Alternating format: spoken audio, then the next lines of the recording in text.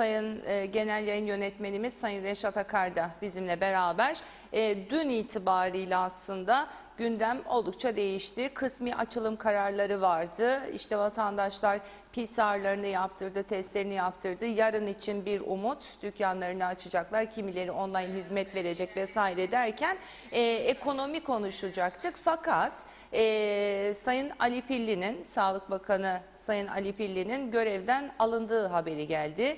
Başbakanlık haberleşme grubundan ve ardından ülkede yaşanan gelişmelerse değişti bir anda. Siyasi gündem elbette ki gündemin üst sıralarına oturdu ve bu konuyla ilgili değerlendirmeler yapacak Sayın Akar. Elbette birbirinden farklı önemli telefon bağlantılarımız da olacak. Hoş geldiniz yayınımıza diyorum. Siz de hoş geldiniz Sayın Akar. Evet, merhabalar Çiğdem Hanım. Herkese hayırlı günler diyelim, iyi pazarlar diyelim.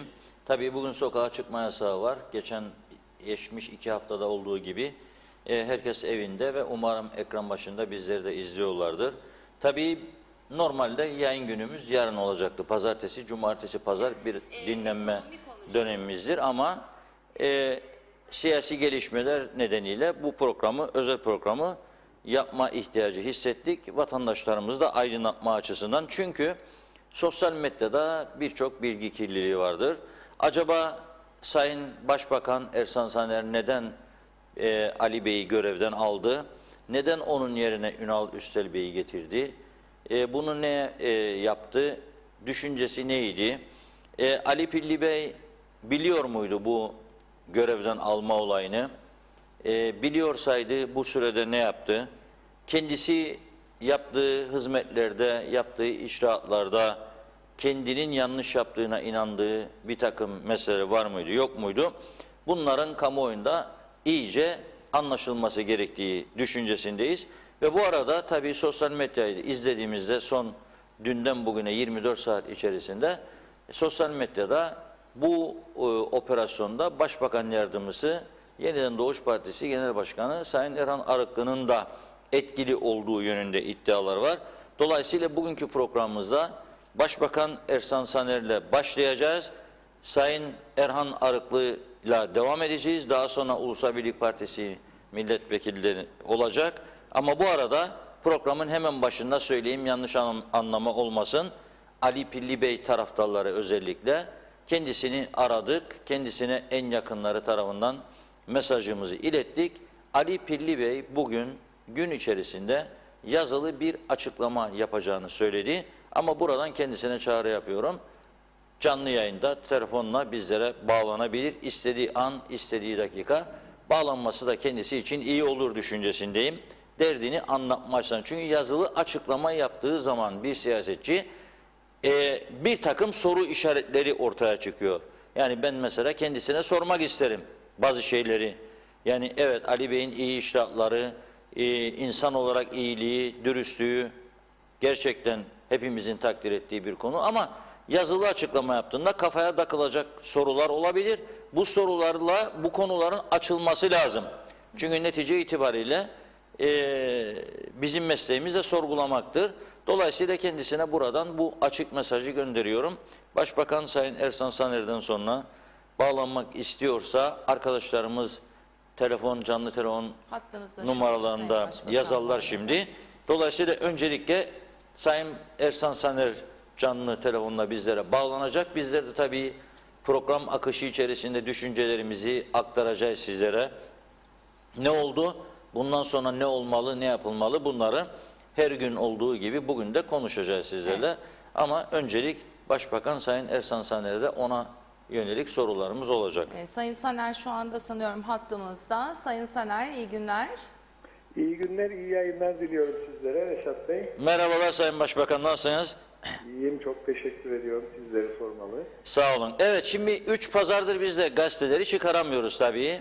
Maddi ve manevi kayıplarımız var, okullarımızdan uzak kaldık. Dün, tabii bugün gazetelerin çıkmadığı gün, dün bu açıklama, yani bir tesadüf mü oldu? Önce önden başlayayım, cumartesine denk geldi, yoksa yani gazeteler nasıl olsa çıkmayacak, bu iş böyle geçsin diye mi düşündünüz, yoksa öyle mi gerekliydi? Hayır, hiç böyle bir düşüncemiz olmadı. Çünkü benim Sayın Cumhurbaşkanı'na bu konuyu iletmem Cuma akşam üzeri oldu. Dolayısıyla tabii Sayın Cumhurbaşkanı da prosedürü tamamlayıp geri dönüşü, yazılı dönüşü tabii hepiniz takdir edersiniz. Cumartesi öğleni bulduğu için cumartesi öğleden sonra bu açıklama basınla paylaşıldı. Ama benim Cumhurbaşkanıyla görüşmem ve bu değişikliği talebim Cuma akşam üzeriydi. Evet. Peki geçen hafta biz bir programda da bu soruyu sormuştuk. Mutlaka size iletmişlerdir basın danışmanlarınız veya partililer. Şimdi siz 2 hafta önce Ali Pilli Bey için dünyanın en iyi Sağlık Bakanı sözünü kullanmıştınız. O da çok duygulanmıştı. O programda kameralar kaydetti, televizyonlar hepimiz yayınladık. Bunu gazetelerde, manşetlerde yer aldı. Çok başarılı bulduğumuz bir Sağlık Bakanı tam olarak netleşmedi. Yani bu sizin açınızdan da bence netleştirilmesinde fayda var. Niye görevden alma ihtiyacı hissettiniz Ali Bey? Yorgundur dediniz. Şimdi bu söylediğiniz açıklamam benim tam bir ay öncedir. 2 hafta önce değil. Reşat Bey. Tam bir ay önce yapılmış bir açıklamadır. Tabii ki Sayın Pilli'nin kendi kişiliğine veya hizmet verdiği sürede yapmış olduğu icraatlara herhangi bir şey söyleyecek değilim. Kendisine teşekkür ediyorum.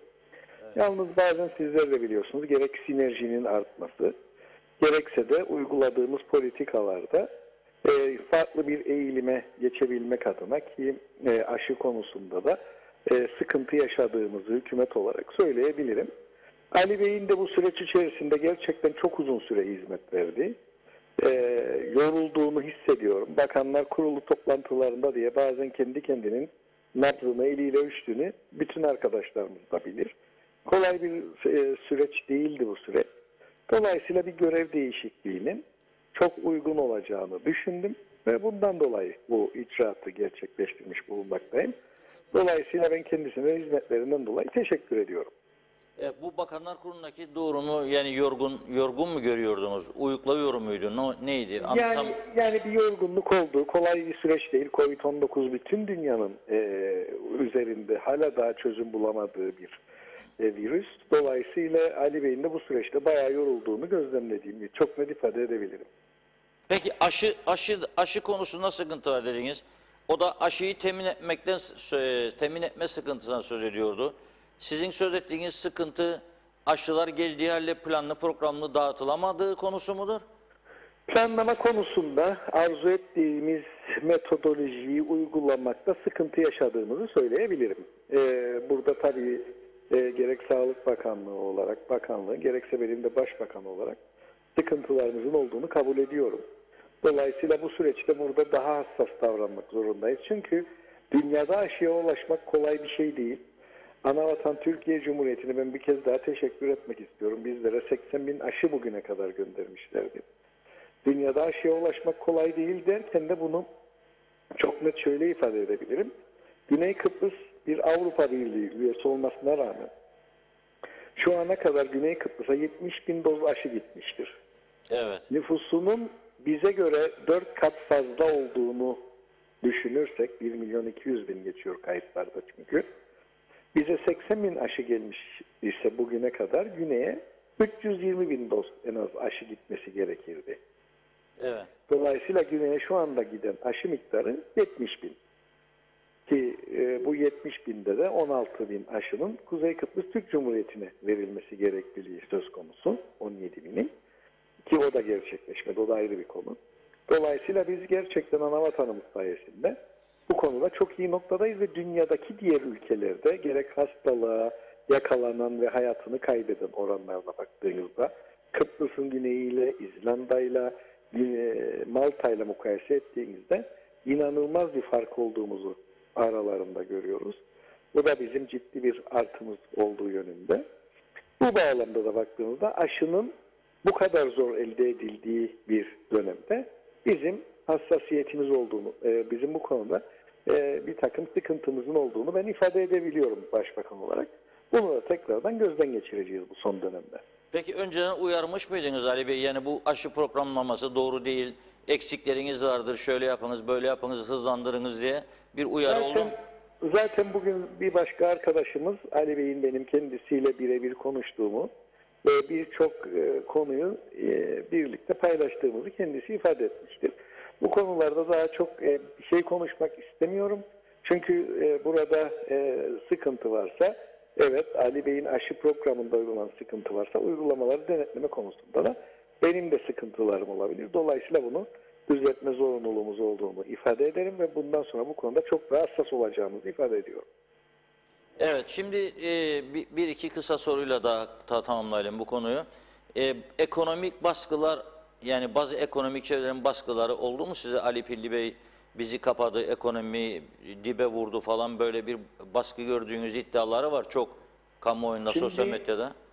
Şimdi inanıyorum ki Kuzey Kıbrıs Türk Cumhuriyeti'nde sosyal medyayı takip eden her bir vatandaşın ekonomik olarak ne kadar sıkıntılı olduğumuzu bahsetmektedir. Bunun yanında Covid-19 süreci Mart ayında ülkemizi tehdit etmeye başladığında ülkenin kaynakları ile şu anki mevcut kaynakları arasında da çok ciddi bir fark vardır. Uçurum vardır yani. Dolayısıyla bizler de kapanma süreçlerinde ülkenin ekonomikman kapanmaması adına çok hassas davrandığımızı ifade edebilirim. Hatta ekonomik örgütler biz kapanmayalım dediğimiz bir gün bir search yaparsanız internet üzerinden biz son dakikaya kadar kapanmamak için uğraşırken artık bizler de kapanalım diyen örgütler vardır. Dolayısıyla bu söylediğiniz sormuş olduğunuz soruyu da ben böyle dürüstçe ifade etmek istiyorum. Biz son dakikaya kadar, evet, sağlık çok önemli ama ekonomi de önemli. Çünkü ülkenin içerisinde bulunduğu kıt kaynaklardan dolayı ciddi bir sorun yaşayabileceğimizi gözlemliyorduk. Ve bu bağlamda ekonominin açık kalması için de son dakikaya kadar elimizden gelen bütün gayretleri ortaya koyduk. Yalnız Sayın Akar, buradaki sıkıntı şudur. Evet, ekonomik olarak da ayakta kalabilmek için sağlık sisteminin de koşullarının paralel gitmesi gerekir. Bizler burada sağlıkta ben tekrar Anavatan yetkililerine teşekkür ediyorum. Bir acil durum hastanesi yapılmasaydı şu anda bu noktada da olamayacaktık ve çok daha önceden kapanacaktık.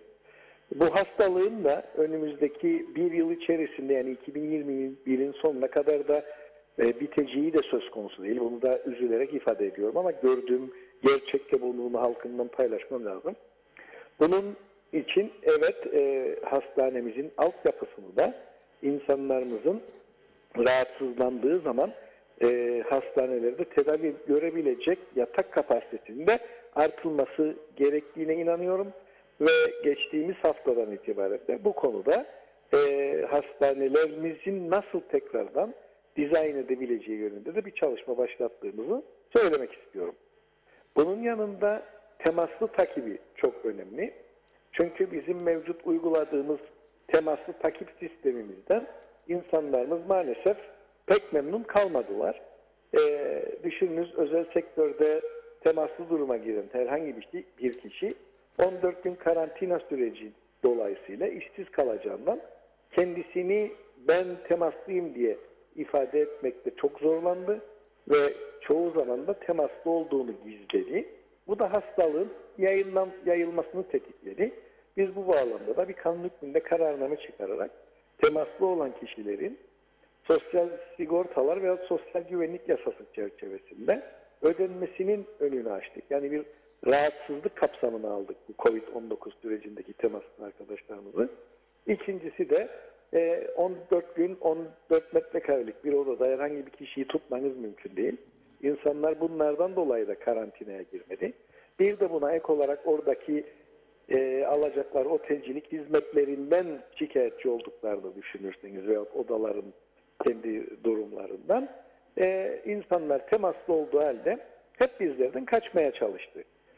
Tabii bir de şeyi söylemiyorum, işin psikolojik sıkıntısını, yani yan odadaki adam pozitife dönüşür, kendisi temaslıdır, ben bir gün pozitif olacağım diye insanların yaşadığı psikolojik baskıdan hiç bahsetmedim, dikkat ederseniz. Bunları da ortadan kaldırmak için dün de biz açıklamamda bahsettim. Yeni bir takım temaslı takip sistemleri, elektronik kelepçe başta olmak üzere çalışıyoruz. Mart ayının başından itibaren de bunları uygulamaya almaya başlayacağımızı düşünüyorum. Son çalışmalar müsteşarın tarafından yapılmaktadır. İnşallah bunu da başarırsak hem insanlarımız temaslı olduğu takdirde kendilerini ifşa etmekte zorlanmayacaklar. Hem de bu elektronik bileklik sayesinde evlerinde bunu yapacaklar için devlet çok ciddi bir maddi yükümlülükten kurtulacaktır. Evet. Şimdi siz Cuma günü de size tıp işten bir açıklama gelmişti. Size çağrı yapılmıştı, önlemleri alınız, aksi takdirde sağlıkta eyleme gideceğiz. Bunun etkisi oldu mu? Siz de aynı gün görevden alma yazısını götürdüğünüz Sayın Cumhurbaşkanı'na, tıp iş mi zorladı sizi bir ölçüde? Yok, bizim tıp işle bu konuda herhangi bir şeyimiz olmadı. Tıp işin kendi açıklamasıydı o. Onun bizimle herhangi bir bağlantısı yok. Yoktur. Peki Resmiye Hanımcığım, samimi olarak sormak istiyorum size. Siz de bu samimi cevap vereceğinizden eminim. Resmiye Hanım meclis başkanı seçilmiş olsaydı bu değişikliğe ihtiyaç duyacak mıydınız? Şimdi buradaki değişimin Resmiye Hanım'la bir alakası yok. Resmiye Hanım meclis başkanı seçilseydi bu değişim tabii ki yine gerçekleşecekti. Yani buradaki sıkıntı bizim yapmış olduğumuz bu çalışmalarda az önce de ifade ettiğim yaşadığımız sıkıntılardı. Ama ben tabii ki partinin başkanı olarak Ali Bey'e bir kez daha teşekkür ediyorum. Çünkü bu kadar zamandır hizmet veriyor. Ben onun herhangi bir sıkıntılı süreçte burayı bırakıp gitmediğini de çok iyi biliyorum. Ama yorulduğundan eminim. Gerçekten bunu gözlemlediğimi söylüyorum. Ve bir görev değişiminin ülkede ciddi bir değişime sebebiyet vereceğine inandığım için bunu değişimi gerçekleştirdim. Peki büyük bir risk aldınız aynı zamanda diyeceğim. Çünkü 25 sayıyla hükümet oldunuz. Şimdi Ali Pilli Bey bu görev alınca tabii ki bozuldu, küstü ve bazı milletvekilleriyle hareket edeceğine ilişkin iddialar var. Bir de size kurultay çağrısı yaptılar. Ali Pilli Bey bugün 14 Mart'ta kurultay çağrısı yaptı bir sitede. Bunu nasıl değerlendiriyorsunuz? Şimdi bizim sadece kurultay değil, bizim gündemimizde önce genel sekreterlik seçimi olacak. Ama herkesin de takdir ettiği gibi biz daha yasaklar içerisindeyiz. Bu hafta sonu yasağımız var, sokağa çıkma yasağı var pazar günü. Bildiğiniz gibi fırınlar ve eczaneler dışında bütün işletmeler kapalıdır. Fırınlar sadece üretim için açıktır. Bütün hafta boyunca da önümüzdeki haftada dahil olmak üzere gece sabaha kadar 8'den sabah 5'e kadar sokağa çıkma yasakları devam edecektir. Lefkoşa Girne arasındaki gidiş gelişler haricinde bu iki şehrimizden diğer şehirlere geçişler ilçe emniyet kurulları tarafından verilecek izinlerle gerçekleştirebilecekler, onayla gerçekleştirebilecektir. Dolayısıyla böyle bir ortamda bizim herhangi bir genel sekreterlik seçimi veyahut kurultaya gitmemiz mümkün değildir. Ancak bu parti kurultayını tamamlayacaktır. Bu çok net. Kurultayınız ne zaman düşünüyorsunuz siz? Kurultay net. Bu kurultayımız bizim Ekim ayındadır. 3 yıl Ekim ayında doluyor.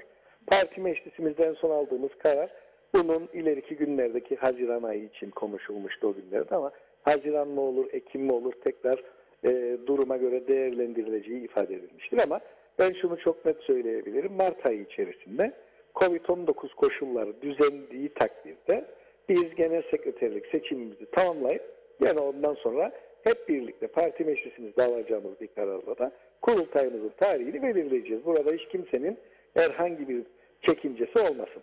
Zaten yarın meclisimiz var ama daha geniş kapsamlı bir grup toplantısı yapabilmek için de ben salı günü saat 10'da partimizin meclisteki grup odasında bir grup toplantısı yapacağımızı da tüm arkadaşlarımıza bildirmiş durumdayım. Bu arkadaşlar meclise katılmaz, size destek vermezse ne yapmayı düşünürsünüz? Yani 2-3 milletvekilinin meclis birleşimlerine katılmayacağı, özellikle Ali Pilli Bey, Güzelyurt'tan bir milletvekilinin adı geçiyor. Hatta 2 milletvekili Güzelyurt'tan, Lefke'den. O zaman ne olacak hükümetin durumu? Yani 22-23 kişiyle açamazsanız meclisi, çoğunluk olmazsa yapmayı düşünüyorsunuz? Reşat Bey, ben Ulusal Birlik Partisi disipliniyle hareket eden hiçbir vekilimizin böyle sıkıntılı bir dönemde, ülkenin bu kadar zor şartlar altında bulunduğu bir dönemde böyle bir davranış içerisine gireceğini düşünmüyorum. Dolayısıyla bu konuda da asla yorum yapmıyorum. Çünkü ben bütün vekillerime bu konuda güveniyorum. Evet. Çok teşekkür ediyorum. Bir son soru sorayım size ekonomiyle de ilgili de. Ekonomik örgütlerin Ankara ziyareti olacak. Sizden umudu kestikleri için mi bu, yoksa sizin de bilginiz dahilinde mi? Ne bekliyorsunuz? Aşı talebi olacağı söyleniyor. Daha çok aşı, sizin de böyle bir talebiniz oldu mu?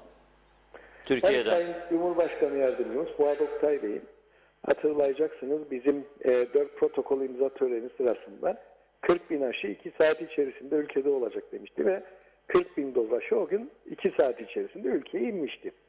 Ve benim Sayın Fuat Oktay ile yapmış olduğum görüşmelerde Kıbrıs asla aşısız kalmayacak demişti ve 28 günde adaya, yani ben ilk aşıyı yaptıran kişilerdim, ben, Sayın Cumhurbaşkanı ve Sayın Sağlık Bakanımız. İlk aşıyı yaptıran kişiler 14 Ocak'ta, 12 Şubat'ta da ikinci aşılarımızı yaptık. Ve bu 28 günlük sürede ülkeye 80 bin doz aşı getirdik. Bunun aşısız kalmayacağımız yönünde de bizim kişisel Sayın Fuat Oktay'la bir mutabakatımız var. Ancak az önce de ifade ettim, dünyada aşıya ulaşmak zor olduğundan bir takvimlendirme yapmak mümkün görünmüyor. Çünkü şimdi ben bir tarih veririm. Örneğin atıyorum, hadi burada da tarih vermeyeyim. Şimdi Estan Sana Reşat Akar'ın programında bunu verdi dediler. Sonra bu tarihi başka türlü anlamda X tarih diyeyim de yanlış anlaşılmasın. O X tarih, X saat 1 dakika geçtikten sonra bütün basın vay aşılar gelmedi diye, biliyorsunuz, konuşmaya başlayacak. Dolayısıyla böyle bir algının da oluşmaması için Kuzey Kıbrıs Türk Cumhuriyeti asla aşısız kalmayacak prensibinden hareketle biz bu aşıları alacağız. Ancak ekonomik örgütlerimizin Sayın Oktay'la Kıbrıs'ta planlanmış bir görüşmeleri vardı. Bazı nedenlerden bu görüşmeler iptal oldu. Yani Covid-19 çerçevesinden bunu söyleyeyim. Dolayısıyla kendilerine böyle bir davet yapıldığını biliyorum. Onun dışında tabii ki ekonomik örgütlerimizin de aşı talebi olacaksa gayet doğal olduğunu düşünüyorum. Çünkü bütün dünyanın talebi aşı şu anda. Evet, doğru. Bu sağlık... Gelen hafta içerisinde, yani önümüzdeki 15 gün içerisinde de benim zaten mutlaka bir Türkiye ziyaretim olacağını söyleyebilirim. Ekonomik mali işbirliği protokolünü imzalamak için. Bunun mesajını buradan vermiş olayım. Protokolü imzalama için. Bu tabii önümüzdeki hafta artık ay sonuna doğru gelecek. Bu ay sonu bir borçlanma söz konusu olacaktı. Maliye Bakanı öyle demişti, maaşları ödeyebilmek için. O evet, mali ihtiyaç, yani bütçenin ihtiyacı olan miktar borçlanılabildi mi, sağlanabildi mi kredi, yoksa daha araçlar sürüyor mu? arayışlarımız devam ediyor. Yalnız bu ay ilk 24'ünde yapılacak ödemeler için, emeklilerimizin ödemeleri için Sayın Maliye Bakanı'nın çok sıkıntı olmayacak görüşü hakim. Normal maaşları ödeyeceğimiz süre için o aradaki kalan zaman dilimiyle bakıyoruz. Ama bizim görevimiz hükümet olarak bunları da tedarik etmektir. Önce Şubat ayından çok esas Mart ayında bu sıkıntıyı hissedeceğiz. Çünkü Şubat ayındaki ödemeler ağırlıklı olarak Ocak ayından gelen ödemelerdir. Ama Mart ayında daha fazla bir sıkıntı, ekonomik olarak sıkıntı içerisinde olacağımızı şimdiden görüyorum. Ama inanıyorum ki imzalayacağımız mali işbirliği protokolüyle de bunların üstesinden inşallah geleceğiz. Yani protokolü imzaladığınız zaman Türkiye yardımlarının akışı mümkün olabilecek. Tabii ki siz de biliyorsunuz ki bu yıl 10 milyarlık olan, 10 milyar 500 bin civarında olan bütçemizin 2,5 milyarlık kısmı anavatandan gelecek destekle kapatılacaktır. Dolayısıyla bu 2,5 milyar Türk liralık katkının ülkeye gelmesi bizi çok ciddi şekilde rahatlatacaktır. Bunun nasıl şekilleneceği konusunda zaten ekonomik mali işbirliği protokolünün imzalaması gerekiyor. Evet, Mart ayı daha sıkıntı olacak dediğiniz, yani bütçe açısından mı, ödemeler açısından mı böyle? Tabii ki. Yani maaşlar sıkıntıya girebilir bu durumdan Mart'ta. Reşat Bey, bizim görevimiz ülkeyi ekonomik olarak en üst düzeyde tutmaktır ve o şekilde de devletin yapacağı harcamaları karşılamaktır. Dolayısıyla evet, bu sıkıntının olduğunu söylüyorum ama çözüm önerilerini de bizlerin ortaya koyması gerekir. Çok teşekkür ediyoruz Sayın Başbakan. Ben teşekkür ediyorum. Sizlere iyi yayınlar diliyorum. Sağ olun. İyi günler. Evet, diyor ki Sayın Başbakan, özetleyeyim. Bu arada telefon bağlantılarımız olacak. Şimdi gelen bir habere göre Sayın Faiz Sucuoğlu programımıza bağlanacak kendisi. Tabii biz program öncesinde Sayın Erhan Arıklı ile de konuşmuştuk. Başbakan yardımcısı olarak programımıza bağlanacak. Sayın Faiz Sucuoğlu bağlanmak istiyor. Aynı zamanda Sayın Ali Pilli'den de bir haber geldi. Olumlu yönde kendisi de programımıza bugün bağlanacak ve Sayın Başbakan'ın söylediklerini, kendi düşüncelerini aktarma şansı olacak. İyi oldu. Çünkü dediğim gibi bizim bu kanalın en büyük özelliği herkese eşit siyasi mesafede durmasıdır. Dolayısıyla görüşlerin ortaya konması, halkın da bilgi kirliliğinden kurtulması açısından son derece önemlidir. Çünkü biri demiş, öteki öyle demiş, bu bilmem ne düşünüyormuş. Bunlar tabii ki bizi doğru yola götürmez. En sağlıklı değerlendirme gerçek kaynağından haberi almaktır. Zaten bugün bu özel programı da bu amaçla gerçekleştirmiş bulunuyoruz. Bu arada program başında unuttum. Bugün bir Covid-19'dan dolayı bir can kaybımız daha oldu. Üzücü bir haber var. Uzun yıllar sağlık servislerinde ortopedi uzmanı olarak hizmet vermiş olan Sayın Erdinç İnan, Doktor Erdinç İnan bir süredir Covid-19 tedavisi görüyordu. 7 Şubat'tan bu yana Lefkoşa Doktor Burhan Nalbantoğlu Hastanesi'nde. Bugün 82 yaşındaki bu doktorumuz hayata veda etti. Dolayısıyla kendisine rahmet diliyoruz. Allah'tan rahmet diliyoruz. Ailesine başsağlığı dileklerimizi iletiyoruz. Uzun yıllar ortopedi doktoru olarak hizmet veren birisiydi Sayın Erdinç İnan.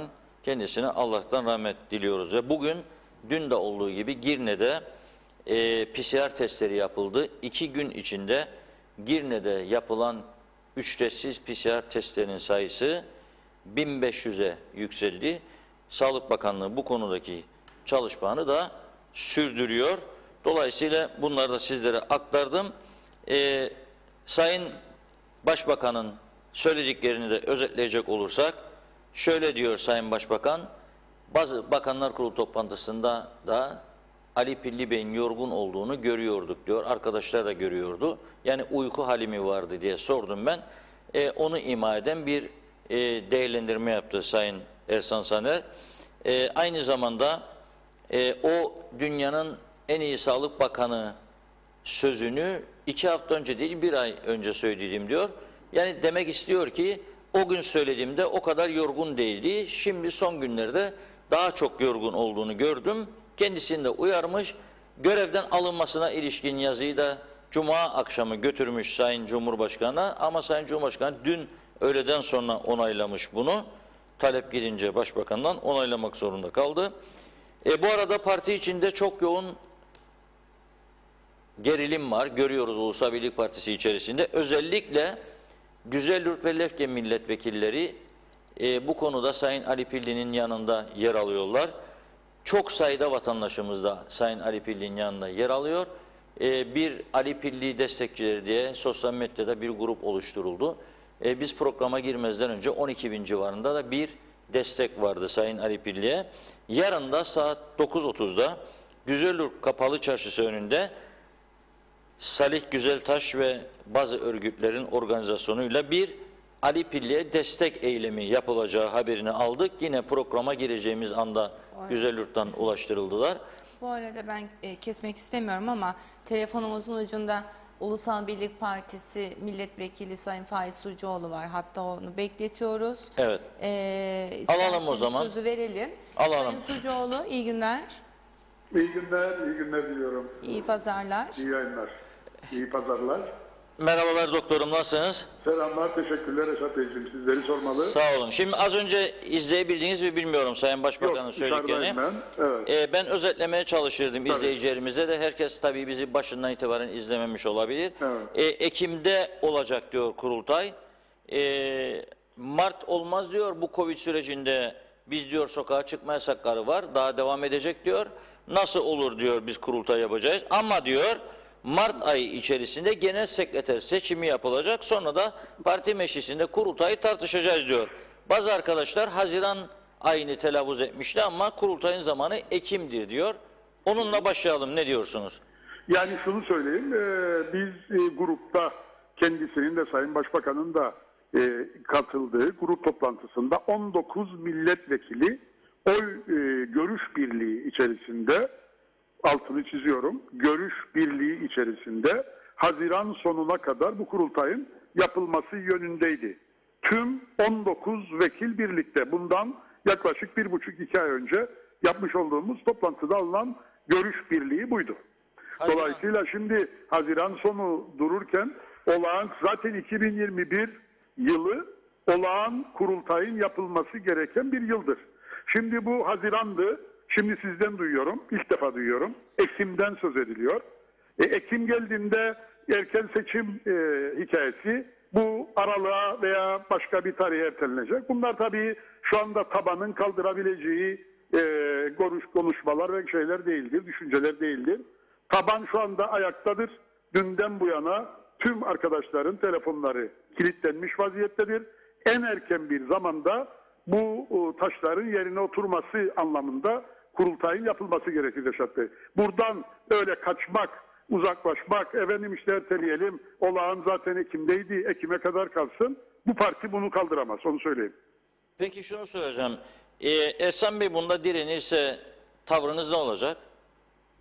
Vallahi benim tavrımdan tabii ki muhakkak arkadaşlarla bunu değerlendireceğiz ama taban zaten bunu kaldıracak durumda değil şu anda. Yani örgütler dediğim gibi dün saat 3.30'dan beridir öğleden sonra telefonlar böyle bir şey görmedim ben, susmuyor. Hiçbir arkadaşın telefonu susmuyor. Dolayısıyla bu yükü benim gördüğüm kadarıyla kimse kaldıramaz. Kurultaydan hele böyle bir ortam hazırlandıktan sonra kurultaydan bir şekilde kaçma eylemi de doğru bir şey değildir. Kurultay yapılacak. Haziran konusunda da zaten 19 vekil görüş birliğine varmıştır. Bu kadar net. Yani bunun şimdi Ekim'de bahsedilmesini inanın şu anda şoklarımı yaşıyorum. Çünkü Haziran konusu kendisi de MYK'da da parti meclisinde de Haziran'ın sonuna kadar bu işi yapacağız ifadelerini kullanmıştır. Ne oldu şimdi Ekim'e ertelendi veya ertelenmek isteniyor? Bunu anlamakta zorluk çekiyorum. İnanın. Yani şu anda ilk defa duyuyorum böyle bir şeyi. Yani olacak iş değil. Peki şunu sorayım. Yani bu ayağa kalktı dediğiniz taban partinin Haziran'a kadar dayanabilecek mi? Çünkü Ali Pilli Bey de 14 Mart'ta yapalım diyor. Şimdi bu Reşat Bey bu olağan kurultaydır. Olağan kurultay en az 1,5 ay öncesi başlar. Çünkü örgütlerin seçimi var. Parti meclisi, ilçe başkanları, ilçe yönetimleri. Dolayısıyla baktığınızda yaklaşık 1,5 aylık bir süreyi kapsaması lazım. Ondan dolayı yani en erken tahmin ediyorum herhalde Nisan sonu olur. Ama tabii Mart ayında belki tekrardan işte bir ikinci dalga, üçüncü dalga pandeminin söz konusu olabilir endişeleri var. Dolayısıyla bunlar da hepsi zaten yapmış olduğumuz 19 vekilin hep birlikte oturup yapmış olduğumuz değerlendirmede, ki tekrar söylüyorum o değerlendirmede Sayın Ali Pilli de vardı, diğer bütün bakan arkadaşlar da vardı, Sayın Başbakan da vardı ve en geç Haziran sonuna kadar bu kurultayın yapılması yönünde bir görüş birliği ortaya çıkmıştır. Peki siz ilk turda en yüksek oy almıştınız, adaylığınız. Evet. İkinci tur olmadı. Şimdi adaylığınız devam edecek mi bu yeni kurultayda? Tabii ki devam edecek. Yani yarım bıraktığımız işi bitireceğiz net olarak. Bitireceksiniz. Bitireceğiz. Ali Pilli Bey'in görevden alınması nasıl karşıladınız? Yani doğru bulmuyorum. Ünal Bey'in yerine sizi Sağlık Bakanı yapsaydı tepkiniz ne olacak? Kabul etmem. Kesinlikle kabul etmezdim. Zaten öyle bir şey de olmadı ama ben onu yani hiç değerlendirmem bile. Çünkü Ali Bey bu süre içerisinde bana göre bu kadar zorluk içerisinde ve dünyanın en gelişmiş ülkelerini dahi darmadağın eden, sağlık sistemlerini çökerten bir pandemiyle dar imkanlar çerçevesinde büyük bir mücadele verilmiştir. Yani bu şekilde ve bu zamanda böyle bir karar benim şahsi düşüncemdir. Bu doğru bir karar değildir. Siz Ali Pilli Bey'le görüştünüz mü dün bu karardan Görüşüyorum. sonra? Evet görüşüyorum tabii ki. Peki mecliste birlikte hareket edilecek diye bir iddia var. Yani siz Ali Pilli Bey, Güzellik ve Lefke milletvekilleri, Zorlu Töre Bey 5 kişilik bir gruptan söylüyorlar.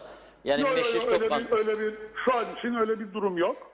Evet, ben de okudum. İşte toplantı olmuş filan. Doğru bir haber değildir. Onu söyleyeyim. Ama istişare içinde miyiz? Evet, istişare içerisindeyiz. Doğrudur. Ama öyle bir toplantı ve herhangi bir şey şu ana kadar söz konusu değil. Hayır, Onu söyleyeyim. Ersan Bey'i bu kurultaya zorlamak için meclis birleşimlerini boykot düşünceniz var mı? Yani katılmayıp Yani şu an- zorlamak, eğer şu an- kabul etmiyorsa bu kurultayı Haziran ayında kabul etmemekle direnirse, ben sordum çünkü Sayın Saner'e bunu az önce.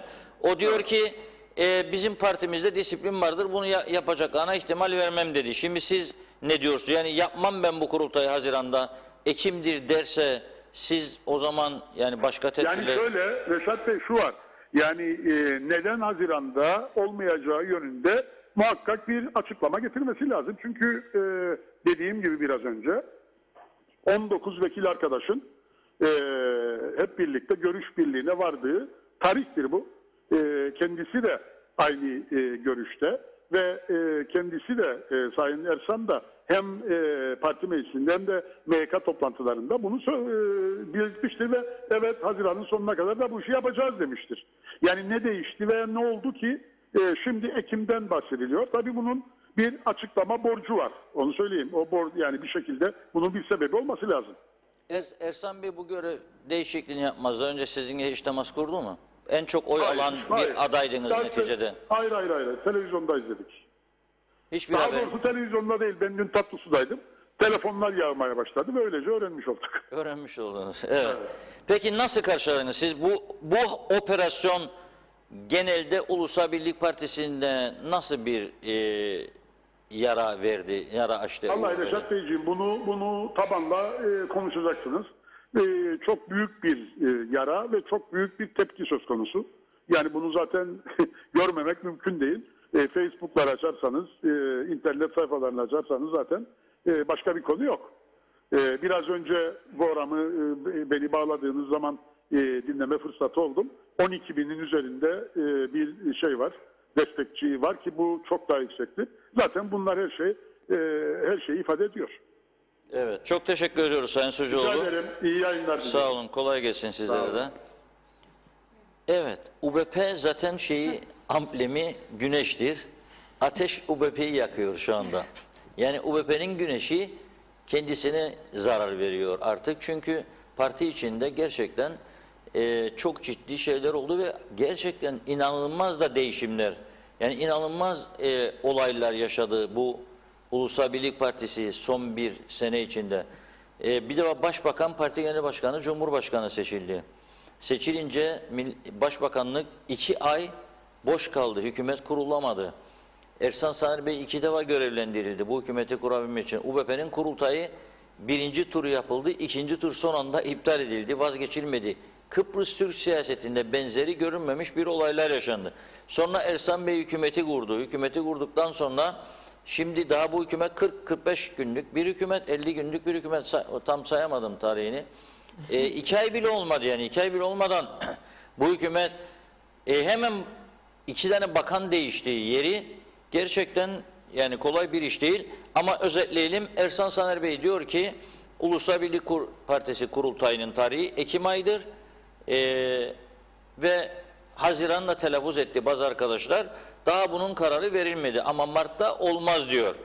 Sayın Faiz Sucuoğlu diyor ki 19 milletvekilinin onayı ile kurultay kararı alındı Haziran sonu için. Bundan kaçmak olmaz diyor. Bir de soru sordum Sayın Sucuoğlu'na. Size teklif etseydi Sağlık Bakanlığı'nı, yani Ünal Üstel Bey yerine kabul eder miydiniz? Yok dedi, kabul etmem dedi. Bu da aydınlığa kavuşmuş oldu. Evet, bu arada edindiğimiz bilgiye göre Sayın Pilli şu anda bir grup vekilli veya çalışma arkadaşıyla toplantı halinde. Arkadaşımız telefonla da ulaşmaya çalışıyor. Ulaştığı anda da hattımıza bağlayacağız. Çok sayıda birikmiş mesajımız var bu arada Sayın Birkaç Bakan. tane okuyunla devam edelim. İsterseniz onları hemen aktaralım. Bilgin Kıvırcık, altınızda örgüt de kalmayacak, partili bulamayacaksınız demiş Ulusal Birlik Partisi için. Hatice Mumin, Sayın Başbakan Faiz Sucuoğlu olacak diyor. Faiz Bey'e de bu arada çok sayıda mesaj geldi, yayına katılır katılmaz. Hikmet Kaynarca, UBP Genel Başkanlık seçiminden sonra bildikleri tüm doğruları halka açıklamayan tüm siyasetçiler aslında suçludurlar dedi. Zarif Ülmen partiyi teslim ediyor Ersan Bey ama gene söylerim, bir UBP'li olarak söylerim, Cumhurbaşkanlığı seçiminde yanlış karar verdim diyor yine gönderdiği mesajda. Öte yandan Fikret Betmezoğlu, yahu eline gelen fırsatı kaçırdın Sayın Faiz Sucuoğlu, geçmiş olsun kurultayda korkup da geri çekilmeyecektin demiş. İzzet Kahraman, Sayın Reşat Bey bir şey söyleyeyim bana kızacaksın ama bu bir gerçek, bunlar dilencilik yapacaklar, bizi dilenci edecekler demiş. Kamil Özalay, Başbakanlığın tek adayı Doktor Faiz Sucuoğlu'dur diye bir mesaj gönderdi. Ve devam ediyorum yine. Ali Pilli'ye büyük destek mesajları var. Zarif Ülmen, büyüksün Faiz abi, seninledir bu halk demiş. Ayhan Aziz Lençer, helal olsun be doktor diyor. Gülçin Soler, şu an derken diye bir soru göndermiş. Başbakan'a istifa çağrıları var yine mesajlarımızın altından. Başbakan istifa etsin diyorlar. Bu arada siz başka bir şey soruyorsunuz Reşat Bey ama başbakan kıvırıyor demek çok doğru olmaz mesajlarda ama farklı konuşuyor, demek diyor, daha evet. doğru olacak herhalde. Evet. Bu arada bir haber geldi şimdi. Lefkoşa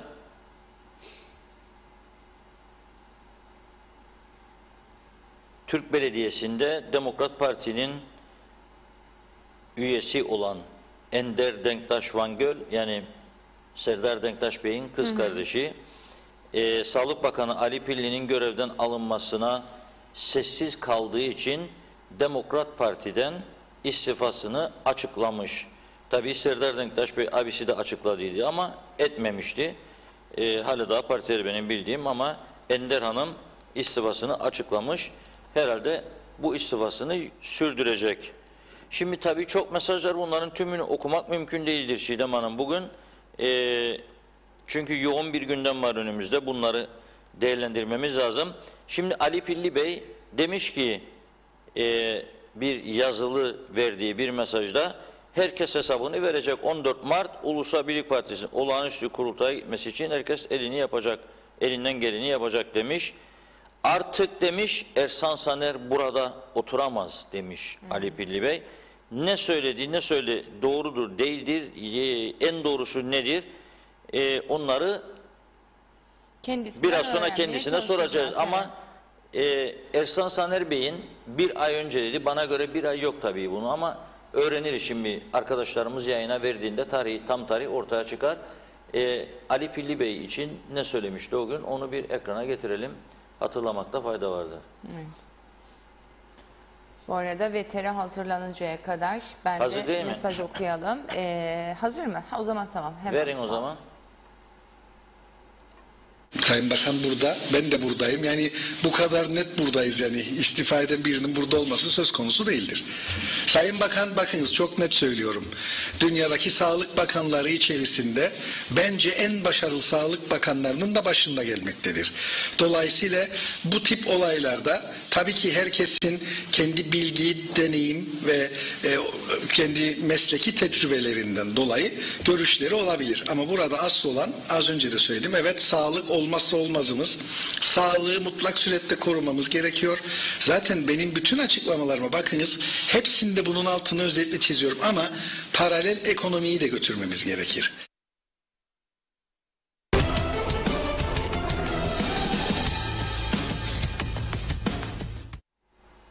Evet, Ersan Saner Bey de dedi yani dünyanın en iyi sağlık bakanlığı dedi ama ekonomiyle birlikte gitmesi lazım dedi. Demek ki ekonomi hareketlerinden memnun değildi. Bu arada çok sayıda soru var, özelden de geliyor. Diyorlar ki yani Ali Pilli Bey bir pandemi hastanesini yapamadı veya gecikti, Türkiye açtı, hemşire yok, doktor yok. Onlarda bazı şeyler oldu.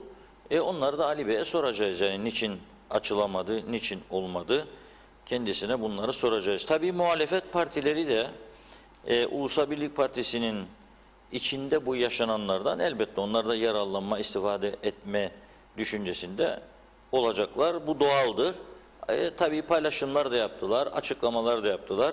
Bugün mesela baktım Cumhuriyetçi Türk Partisi Genel Başkanı Sayın Tuğan Erürman'ın bir açıklaması var. 2,5 ay önce yeni hükümet kurulurken Sayın Ersan Saner tarafından bakan olarak atanan ve bir süre önce Sayın Taner tarafından dünyanın en başarılı Sağlık Bakanı eden Sayın Ali Pilli, o sıralar yorgun değil de şimdi mi yorgun düştü diyor. 2,5 ay önce kurulan hükümet meclisi toplayamama, meclis başkanı seçememe, 2,5 ayda 2 bakan değiştirme sorunuyla uğraştıktan sonra şimdi kurultay tartışmalarıyla uğraşmaya hazırlanıyor ve kriz yönetiminde istikrar için bu hükümet göreve devam etmeli. Birileri ölü gözünden yaş beklemekte ısrarlı diyor Tufan Bey. Evet, bu arada Ali Bey de meşgul çalıyor telefonu. Tamam, Ona o zaman ulaşacağız zaten. bir an önce Sayın Arıklı'yı arayalım arkadaşlar. Arıklı Başbakan Yardımcısı, onun söyleyecekleri var. Onu arayalım. Ali Pilli Bey de bitirir bitirmez bağlanır bize. Evet. Bu arada Arıklı ile ilgili de Sayın Pilli'nin bir takım iddiaları var. Onun için Sayın Arıklı'yı bağlıyoruz. Bakanlar Kurulu'nda yüzüme bakıp gülüyordu demiş. O biliyordu, ben bilmiyordum demiş. Çok böyle Evet. bir de Sayın Saner'e artık seni sevmiyorum demiş. Onu unuttuk sonra. O şarkıyı aslında yayınlayabiliriz ama yarına hazırlayayım onu. Artık sevmeyeceğim diye bir şarkı vardır. Tabii ya. Bütün kabahat senindir diyor. Kabahat kimindir bilmiyorum ama halkımız da gerçekten yoruldu. Esas yorulan halkımızdır. Bak, Gerçekten öyle. okullar kapalı, çocuklar evde, ailelere stres. Okullar eğitimden geri kaldı, stres. Özel sektörde çalışanlar maaş alamıyor, işsizlik arttı, patladı, kredi taksitleri ödenemiyor, araba taksitleri ödenemiyor, çekler karşılıksız bozulamıyor. İnsanlar doktora gidecek para yok, kanser hastaları ilaç bulamıyor. Kanser Hastalıklarına Yardım Derneği kapatma aşamasına gelmiş. Bir yığın sorunu var bu ülkenin, bunlarla uğraşmaması lazımdı ama maalesef uğraşıyoruz. Arıklı da hattımızdaymış bu arada. Sayın Arıklı, Ekonomi ve Enerji Bakanı Başbakan Yardımcısı. Şu an duyuyor musunuz beni? Evet, duyuyorum. Evet, iyi günler, iyi pazarlar diliyoruz Sayın Arıklı. İyi günler, iyi hafta sonları diliyorum. Evet, merhabalar hocam, nasılsınız? Merhaba Reşat Bey, iyi yayınlar. Evet, şimdi Sayın Arıklı, bu Ali Pilli Bey'in görevden alınmasında sizin çok etkili olduğunuz, rolünüzün olduğu iddia ediliyor. Onunla başlarım. Siz haberdar mıydınız Ali Bey alınıyor diye görevden koalisyon ortağı olarak, yoksa Sayın Başbakan size de mi hiç sormadı bu konuyu? Hayır, sormadı, sormasına da gerek yoktu. Çünkü Sayın Başbakan'ın takdirleridir. Sayın Başbakan partinin genel başkanı olarak zaten tüzükleri herhangi bir kişi milletvekilini veya bir kişiyi bakan olarak atayabilir. Bunu yaparken de herhangi bir olur makamına ihtiyacı yok. Dolayısıyla Sayın Başbakan Sayın Ali Pilli'yi görevden alıp da yerine bir başka milletvekili veya milletvekili olmayan birisini ataması onun en doğal hakkıdır. Dolayısıyla burada takdir Sayın Başbakan'dır ve Sayın Başbakan da bu takdir hakkını kullanmıştır. Sorgulamakta bize düşmez. Ama beni üzen şey Sayın Ali Pilli'nin bir başka arkadaşımızın, gazeteci arkadaşımıza aktardığı elinde ilgili bilgilerdir. Arıklı'nın kendisinin görevden alınmasında başrol oynadığı şeklinde bir takım ifadeleri var. Bunlar son derece asılsızdır. Ben Sayın Başbakan'a yönetim kurulları atamasında ataması gereken bir takım atamaları dahi onda bile sıkıntı çekiyorken başarılı görülen bir bakanı görevden almasını nasıl empoze edebilirim? Bu akla ziyan bir iddia. Oldukça da üzüldüm. Yani Sayın Ali Pilli benim çok sevdiğim, sürekli istişare içinde olduğum birisi, takdir ettiğim de birisi. Gerçekten de şu anda Kuzey Kıbrıs Türk Cumhuriyeti'ndeki pandemiyle mücadele dünyanın en iyi neticeleri alan bir mücadele. Bunda Sayın Ali Pilli'nin olduğu kadar Sayın Sağlık Üst Kurulu üyelerinin ve bütün sağlık camiasının oldukça özverili çalışmasının neticesidir bu. Hepsini de tebrik etmek gerekiyor. Aramızda elbette bir takım tartışmalar yaşandı. Bu da eşyanın doğası gereği olan şeyler. Siz Ali Bey'in icraatlarından memnun muydunuz Başbakan Yardımcısı olarak, yoksa sizin yarı memnuniyetsizlik mi vardı, yoksa Neydi sizin rahatsızlığınız? Varsaydı Yani eğer. benim ve diğer bakan arkadaşlarımızın, hatta Sayın Başbakan da rahatsızlığı, ki bunu Bakanlar Kurulu'nda çok sık gündeme getiriyorduk. Hep birlikte gündeme getiriyorduk. Sağlık Üst Kurulu'nun almış olduğu kararlar bizden önce medyaya servis ediliyordu. Ve biz artık tartışmaya gerek kalmıyordu bunlar. Çünkü bir emirvakiyle karşı karşıyaydık. Bunu ısrarla kendisine hem Sayın Başbakan hem de biz de yapmayın. Yani bu Sağlık Üst Kurulu'nun kararlarını biz medyadan öğreneceksek burada toplanmamızın ve konuşmamızın bir anlamı yok ki. Yani önümüzde bulaşıcı hastalıklar yasası var. Bu bulaşıcı hastalıklar yasasının gereğidir. Sağlık Üst Komitesi kararlarını aldığı tavsiye kararlarını Sayın Bakan'a iletir. Sayın Bakan da bununla ilgili kararlarını Bakanlar Kurulu'na getirir. Özellikle sokağa çıkmayla ilgili kararlar. Çünkü sokağa çıkmayla ilgili kararlar anayasa gereği Bakanlar Kurulu'na ait bir karar.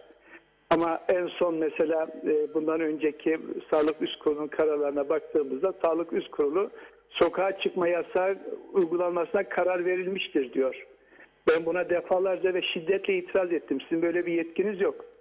Bunu kalkar da basına bizden önce duyurursanız ve biz bunu uygulamazsak tıpkı 16 Ocak'tan sonra olduğu gibi bizi topun altına koyarsınız ve ağzına koyarsınız ve dersiniz ki biz tavsiye ettik veya biz önerdik veya biz karar aldık ama Bakanlar Kurulu uygulamadı. Dolayısıyla bundan sonra olacak olan olaylardan veya ölüm olaylarından Bakanlar Kurulu sorumludur diyerek bizi kamuoyuyla karşı karşıya bırakıyorsunuz. Bu odur.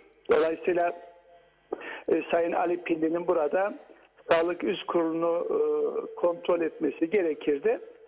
Yapamadı ve o da bundan şikayetçiydi. Ben ne yapayım yani söylediğim halde bu basına sızdı denilerek kendini savundu. Ama netice itibariyle söylüyorum Ali Pilli ve Sağlık Üst Kurulu pandemiyle mücadelede örnek bir mücadele tavrı sergilediler. Kendilerini takdir etmek gerekiyor ama bu saatten sonra artık bizim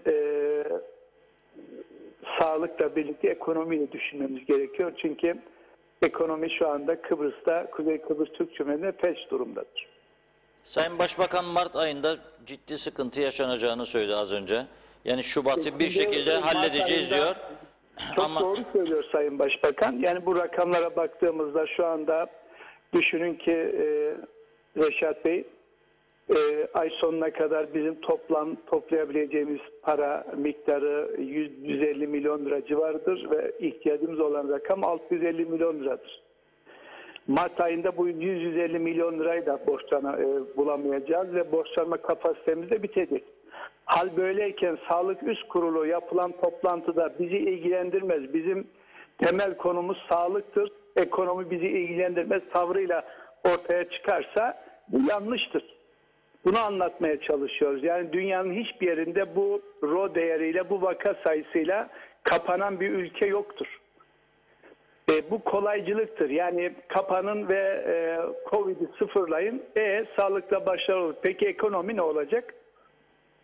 Yani insanları sağlıklı kılalım, doğru, ama açlıktan öldürelim. Bu mudur amaç?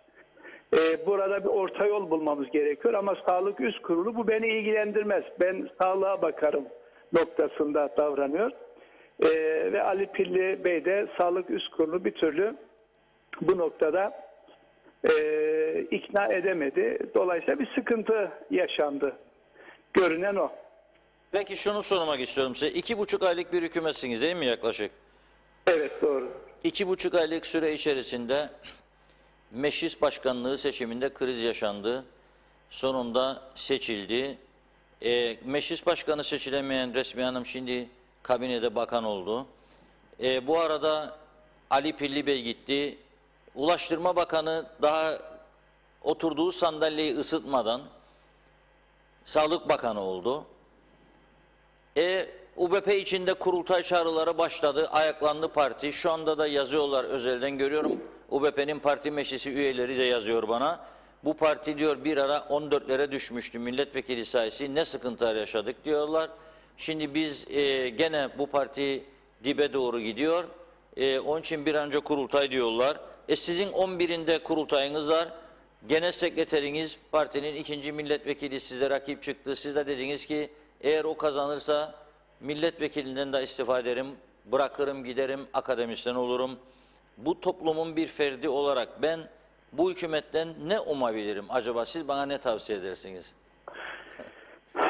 Yani demokrasilerde bu tip sıkıntıların olması son derece normal. Ama işleyen bir hükümet var. Şu anda çarklar çalışıyor. Görevinin başında olan bir hükümet var. Ulusal Birlik Partisi'nin kendi içindeki sorunlar Ulusal Birlik Partisi'ni ilgilendirir. Yeniden Doğuş Partisi'nin içindeki sorunlar da Yeniden Doğuş Partisi'ni ilgilendirir. Ve kendi içinde hem Ulusal Birlik Partisi hem Yeniden Doğuş Partisi bu tartışmaları neticelendirir. Bir sıkıntı olmaz. Şu anda görevinde olan bir hükümet var. Özellikle Ulusal Birlik Partisi'nin içerisinde durumdan vazgeçmek çıkartan milletvekillerinin olduğunu görüyoruz. Bu pandemi döneminde biz pandemiyle yoğunlaşmışken, mücadelede yoğunlaşmışken ve aynı zamanda ekonomik krizi ortadan kaldırmaya çalışırken kendi içimizdeki iç sorunları konuşmak, tartışmak ve mesaimizin büyük kısmını ona harcamak doğru bir hareket değil. Onun için parti içindeki bu muhalefetler veya çalışmalar birazcık daha nefes aldırsa eminim ki çok daha başarılı olacak bu hükümet mücadelesinde. Ama netice itibariyle demokrasidir bu, gereği yapılacak. Peki şunu sormak isterim size. Yani amacım sizi hükümeti bozan adam durumuna getirmek değildir. Öyle bir şey asla düşünmem. Çünkü bu ülke şu anda istikrara ihtiyacı vardır. Ama kurultay için zaten Yeniden Doğuş Partisi kurultay için söylemiştiniz. Ama şimdi Ulusal Birlik Partililerin içerisinden benimle konuşan 2-3 milletvekili oldu. 3 tane milletvekili. Az önce Sayın Faiz Sucuoğlu da dedi ki Haziran'da bu kurultay olmalıdır. Bundan kaçamaz dedi Sayın Başbakan. Şimdi bir de bazı milletvekilleri, Ali Pilli Bey de bunu yakın arkadaşlarına söylüyor. Açık ve net bir şekilde. Ben de kendisine az sonra soracağım. Bu kurultaya gitmemesi halinde meclis birleşimlerine katılmayarak hükümeti zorlayacaklar yani bu şekilde. Öyle bir durum olursa yani bu hükümet meclisi açamazsa, sayı yetmezse, birkaç defa tekrarlanırsa siz ne yapmayı düşünürsünüz koalisyon ortağı olarak? Sizin kurultayınızdan tamamen bağımsız olarak soruyorum. Sanki hiç kurultayınız yok. Siz genel başkan, başbakan yardımcısınız ama bir meclisi toplayamıyorsunuz. O zaman ne yapmayı tercih edersiniz? Öncelikle kendi kurultayından bahsedeyim. Benim kurultayımda hiçbir sıkıntı olmaz. Erhan Arıklı %80 bir oyla tekrar iş başına gelir ve görevine kaldığı yerden devam eder. Ciddiye de almıyorum bu kurultaydaki yarışı. Kendi içime yoğunlaşmış durumdayım. Ulusal Birlik Partisi'ne gelince Ulusal Birlik Partisi'nin milletvekilleri şayet müsap sorunu çıkartarak bu hükümeti çıkmaza sokarlarsa eminim ki kamuoyu ve Ulusal Birlik Partisi'nin tabanı bu zor dönemde hükümet krizi çıkartan milletvekillerini en ağır şekilde cezalandırır. Yani biz bu ay maaşı nasıl ödeyeceğimizi düşünüyoruz. Gelen ay krizden nasıl çıkacağımızı düşünüyoruz ki Mart ayındaki kriz şu andaki krizden çok daha büyük boyutlardadır.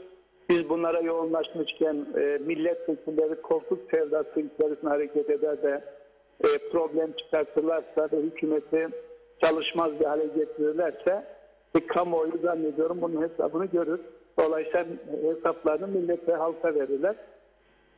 Ben bu milletvekillerinin bu kadar sığ düşünebileceklerini zannetmiyorum. Yarın göreceğiz. Yarın nisapta bir problem olacak mı olmayacak mı? Bunu hep birlikte yaşayarak göreceğiz.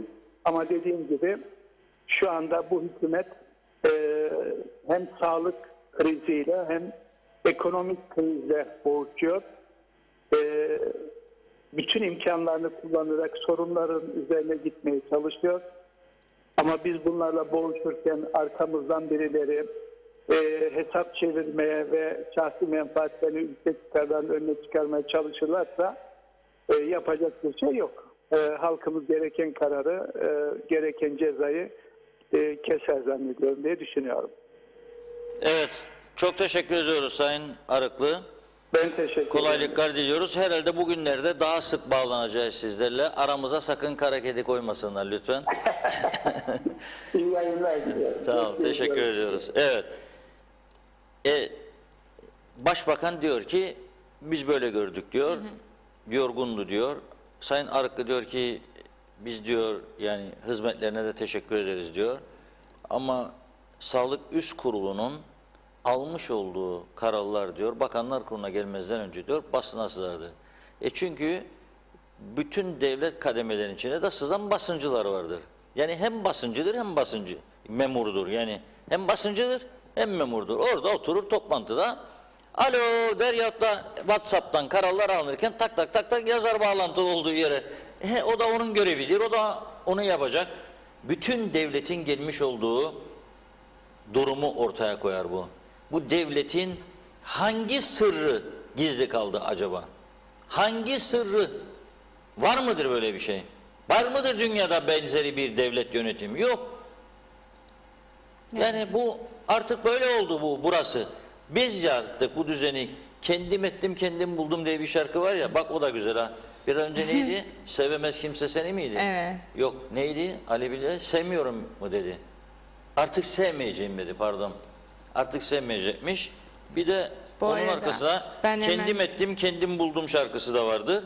Ben hemen şeyi de söyleyeyim. Hani böyle hani bu tür kararların dışarıya sızdırılması noktasında Sayın Pilli'nin ilk olarak basın danışmanları akla geliyor.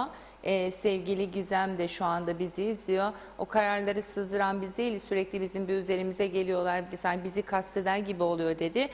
O da üzüntüsünü belirtti aslında.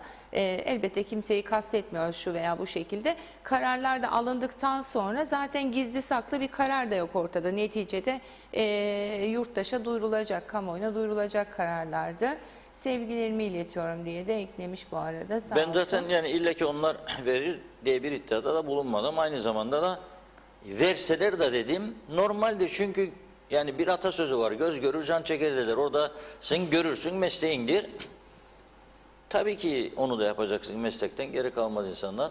Evet. Olur hiçbir şey gizli kalmaz bu ülkede zaten. Gizli kalacak hiçbir şey yoktur. Özetlemek gerekirse Sayın Arıklı da diyor ki hükümet diyor görevine devam ediyor. Ben de kurultayda diyor kazanacağım %80 oyla diyor. Bizim kurultayımız bir engel olmayacak diyor. Hükümet de bölecek. Ulusal Birlik Partili milletvekilinin tavrını da göreceğiz diyor. Yarın meclis var.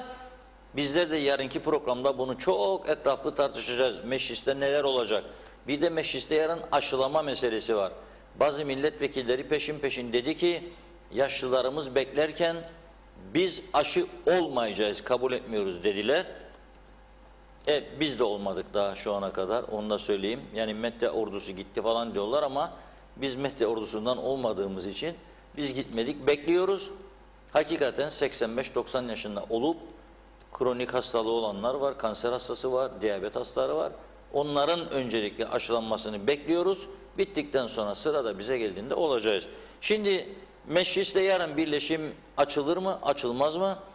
Ne olur onu da göreceğiz ama şu anda Güzelyurt'ta da çok yoğun toplantıların yapıldığını biliyoruz.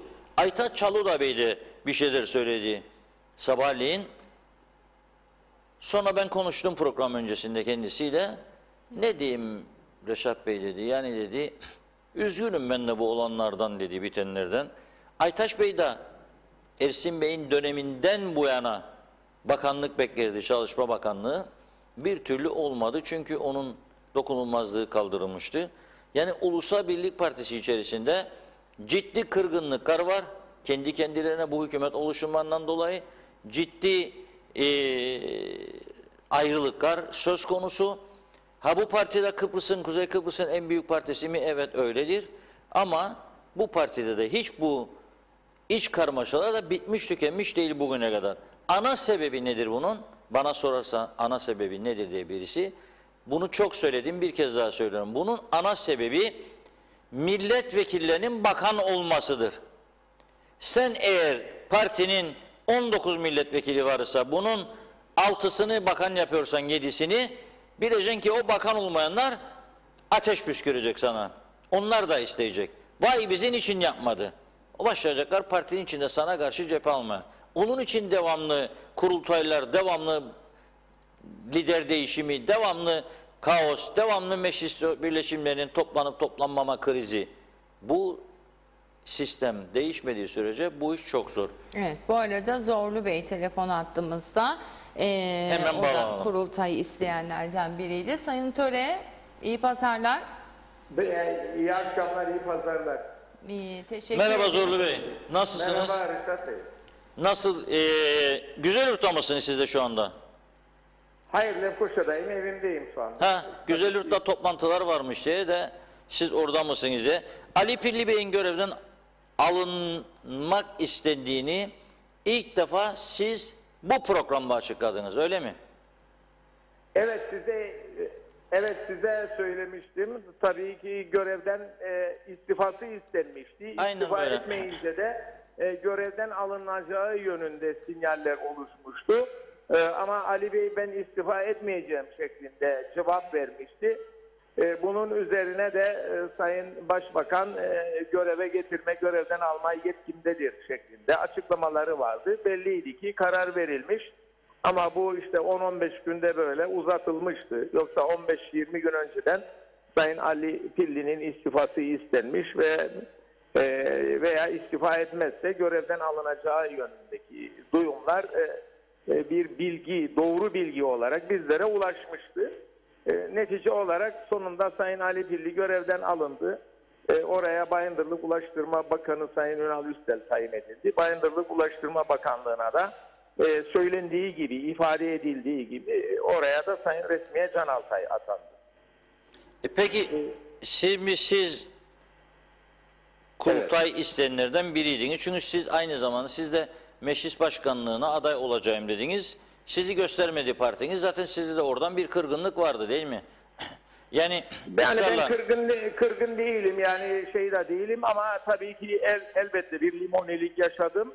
Ama partime kırgın değilim, hiç kimseye kırgın değilim. Ama kurultay oldu ve 2 aday geri çekildi. Bu kurultay yapılması gerekir diye. 7.000 kişi oy kullandı. Pandemi koşulları içerisinde üyelerimiz gelip oy kullandı ve sonuç olarak 2. tur yapılamadı. Bunun her ne sebebi olursa olsun bu kurultay tamamlanmalıydı. Adaylar geri çekilmemeliydi. Üyelerimizin iradeleri boşa gitmemeliydi. Çöpe atılmamalıydı. Ben o günden beridir sürekli olarak partinin içerisinde doğruları ifade etmeye devam ediyorum. Ondan sonra bir hayli yanlışlar daha yapıldı. Meclis başkanlığındaki yanlışlıklar vardır. Kabinenin dağıtım şeklinde büyük yanlışlıklar vardır. Meclis başkanı seçilemeyince 1. turda Sayın Ersan Saner Bey'in başbakanın atılıp da muhalefet partilerine tarih verin hemen seçime gidiyoruz sözü büyük bir acemilikti, büyük bir yanlışlıktı. Arkasından Sayın daha yeni kırklanmış bir hükümette kabinede Sayın Ali Pilli'nin istifasını istemek ve daha başka türlü atamaları gündeme getirmek büyük bir hataydı, büyük bir yanlıştı. Çünkü ekonomide büyük sorunlar var. Pandemiyle mücadelede zaten büyük sıkıntılarımız var, büyük mücadelemiz var.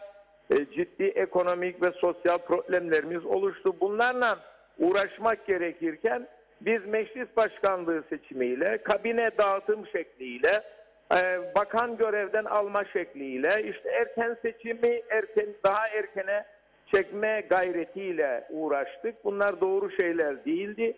Bundan dolayı karar verdim. Ben divan başkanlığı yaptım kaç defa partimde. Ben gençlik yıllarımdan beri siyasetin içerisindeyim. Politikacı asla olmadım. Siyasetle uğraşıyorum. Siyasetimin göbeğinde de halkımız vardır, ulusal direnişimiz vardır, milletimiz vardır ve halkımızın refah seviyesinin yükseltilmesi vardır. Tüm bunlarla uğraştım. Gayret gösterdim. Kendimi hazır hissediyorum. Onun için genel başkanlığa da kurultayda aday olacağımı herkese söyledim. Önce Diyalog TV'de açıkladım bunu tabii ki. Şimdi de herkese söylüyorum. Genel başkanlığa adayım. Çünkü ciddiyet, dürüstlük, doğruluk partimizin başında hakim olması gerekir. Liderlik gerekir. Sadece başkanlık yeterli değildir.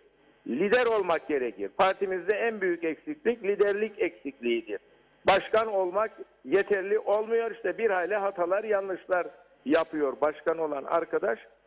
Bundan dolayı da üyelerimiz rahatsızdır, örgütlerimiz rahatsızdır. Kıbrıs Türk halkı büyük rahatsızlık içine düşmüştür. Çünkü devleti yöneten bir partiyiz, hükümetteyiz, en büyük partiyiz.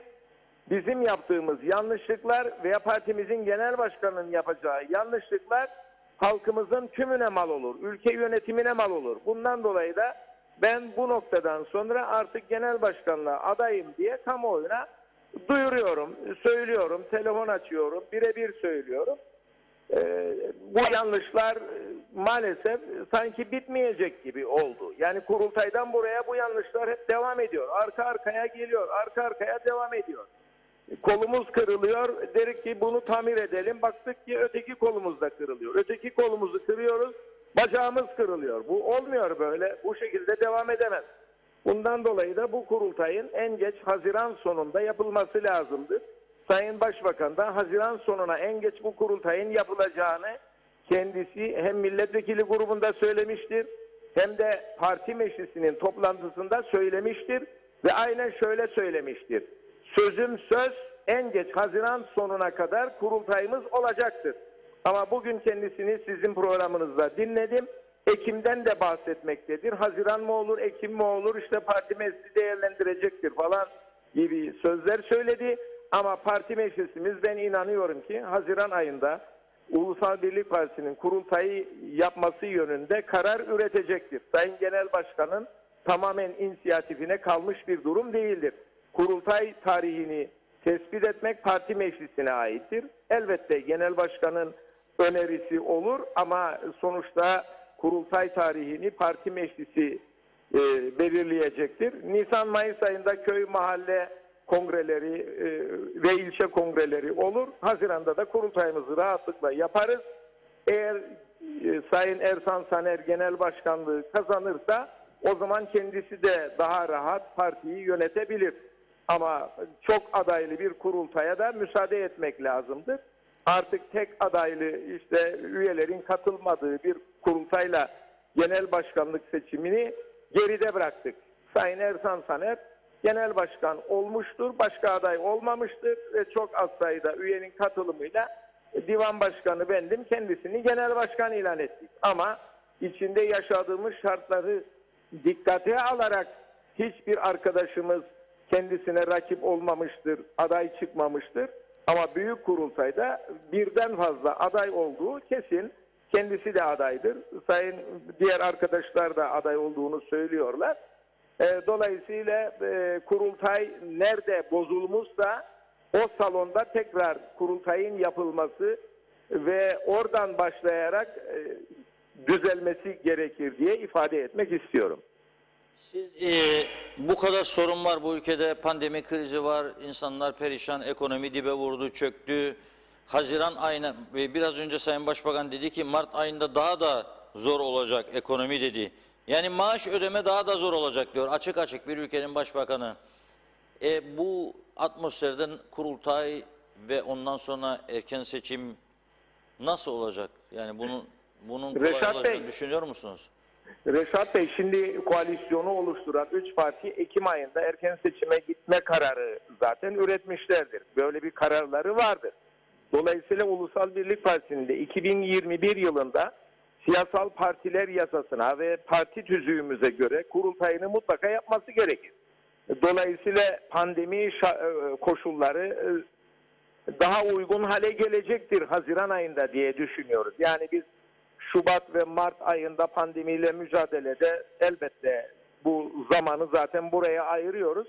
Ama Nisan ve Mayıs ayında köy, mahalle ve ilçe kongrelerinin yapılabileceğini, Haziran'da da partimizin büyük kurultayının yapılabileceğini düşünüyoruz. Ekim ayında da 3 partinin anlaştığı gibi erken seçim tarihi olarak da Ekim ayında da genel seçim yapılır. Erken genel seçim o zaman yapılır. Ama erken seçimin daha erkenini düşünen bir başbakan var.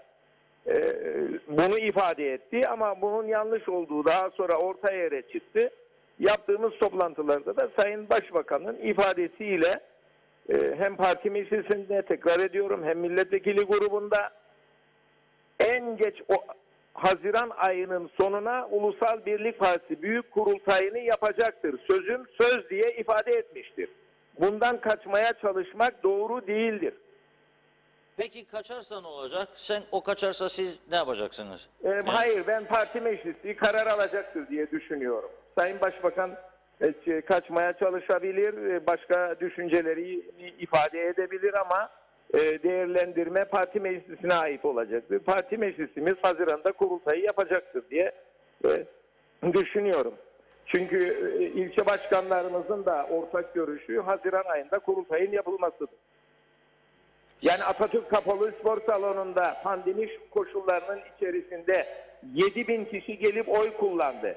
Yaşlı insanlar vardı, engelli insanlar vardı, hasta olan insanlar vardı, ailece gelip orada durup bekleyenler vardı. Hatta gecikmeden dolayı oyunu kullanamadan ayrılanlar vardı. Çünkü hafif bir sıcaklık da vardı o gün.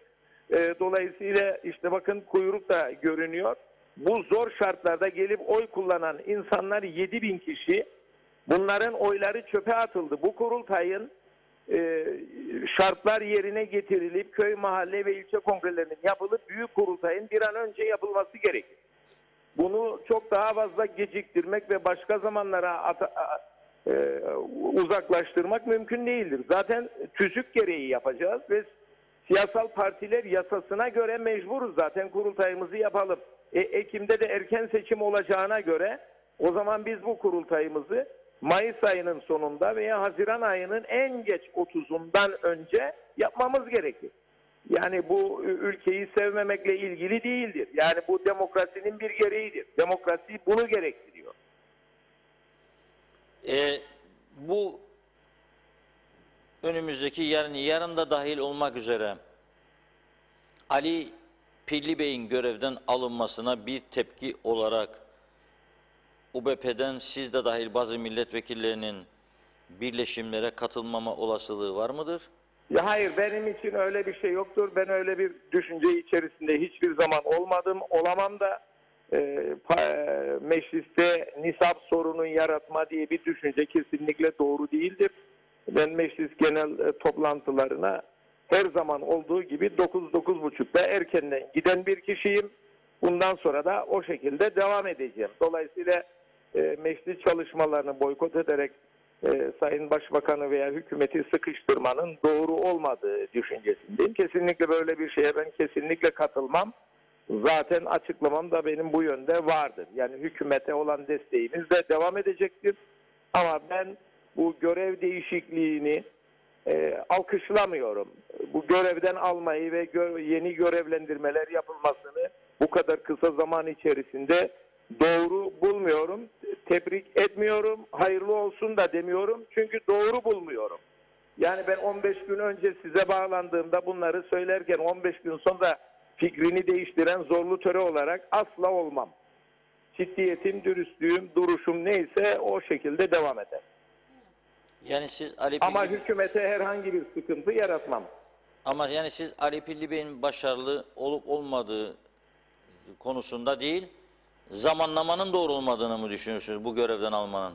Yani daha yeni kırklanmış bir hükümet, 40 gün önce siz göreve getirdiğiniz bir bakanı 40 gün sonra niye görevden alıyorsunuz? Kaldı ki pandemiyle mücadelede şu anda zirve noktasına geldik. Böyle bir ortamda görevden alma doğru değildir diye ifade ediyorum. Dolayısıyla yani benim hükümete zorluk çıkarma, hükümeti düşürme, böyle bir düşünce tarzına asla girmem. Doğru değildir. Ülkeyi hükümetsiz bırakamayız. Bu hükümet zaten çok zor kuruldu. Dolayısıyla yeniden bir hükümet boşluğu yaratmak doğru değildir. Ülkenin çok aleyhine olur. Dolayısıyla bunu ben ciddiyetle, dürüstlükle bağdaştırmam. Onun için ben neyse meclisteki görevim milletvekili olarak, partili olarak, gerekse Cumhuriyet Meclisi'nin bir üyesi olarak yerine getiririm. Siz bizim programımıza bağlanarak çok emin olarak söylüyorum, %100 eminim demiştiniz. Ali Pilli Bey'e istifa etmesi teklif edildi başbakan tarafından. O da etmeyeceğini söyledi ve dedi ki siz beni görevden alınız dedi. Siz Ali Pilli Bey'le o süreçte görüşmüş müydünüz? Ben size %100 dediğime göre demek ki görüştüm. Evet. Yani %100 görüştü, %100 doğrudur söylediklerim dediğime göre demek ki kaynağı %100 doğrudur ki size bu şekilde ifade etmiştim. Zaten Hatta yalanlamadı da başbakan zaten bunu. Sayın Başbakan yalanlamadı ama benim hakkımdır dedi. Başbakan benim dedi. Göreve ben getiririm, ben alırım. Ben de tamam mı göreve siz getirirsiniz, siz alırsınız ama partide acaba ne gibi sıkıntılar olur? Ulusal Birlik Partisi tabanı ne der? Kamuoyu ne der? Halk ne der? Devlet yönetimi ne duruma düşer? Bunları düşünmek mecburiyetindeyiz.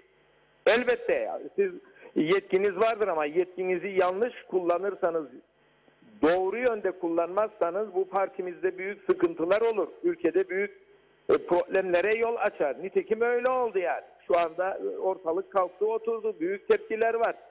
Kurultayın ertelenmesine büyük tepkiler vardır. İki adayın geri çekilmesine büyük tepkiler vardı. Kabine oluşumuna büyük tepkiler vardı. Daha sonra meclis başkanlığı konusundaki yaşadıklarımıza büyük tepkiler vardı. Demek ki bu yanlışlar bitmiyor bir türlü. Onun için bir an önce Haziran ayına kadar diğer kongre çalışmalarımızı tamamlayıp en geç Haziran ayında kurultaya gitmemiz gerekir.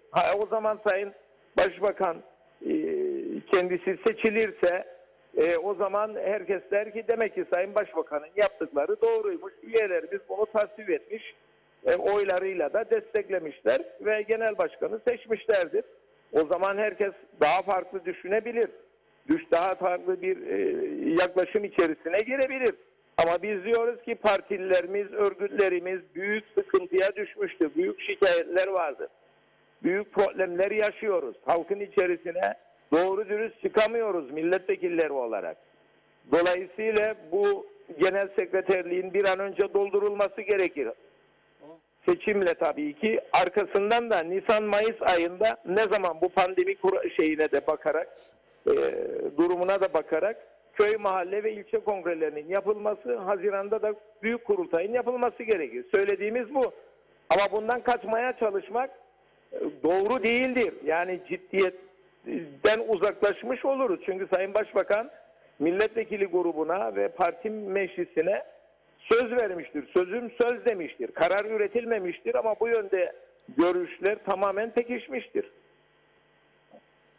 Size bundan sonraki süreçte kolaylıklar diliyoruz. Kolay değil tabii. Zor bir sürece girdi Ulusal Birlik Partisi ama tabii ki esas soruda olan memleket, insanlar yanıyor.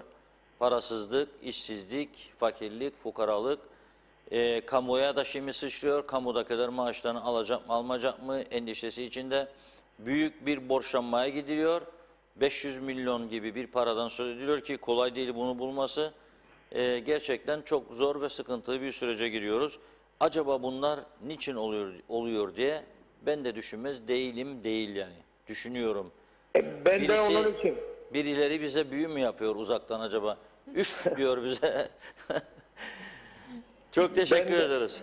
Ben de diyorum ki onun için bu hatalar yapılmaması gerekirdi. Bu kadar yanlışlar yapılmaması gerekirdi. Ekonomide bu kadar problemler, sosyal hayatımızda bu kadar büyük problemler, sağlık konusunda bu kadar büyük sıkıntılar, salgın hastalıkla mücadelede daha azimli, daha kararlı bir mücadele gerekirken biz kalkıp da parti içerisinde ve ülke yönetiminde olan partimizi bu kadar zora sokmamalıydık. Büyük sıkıntılarla karşı karşıyayız.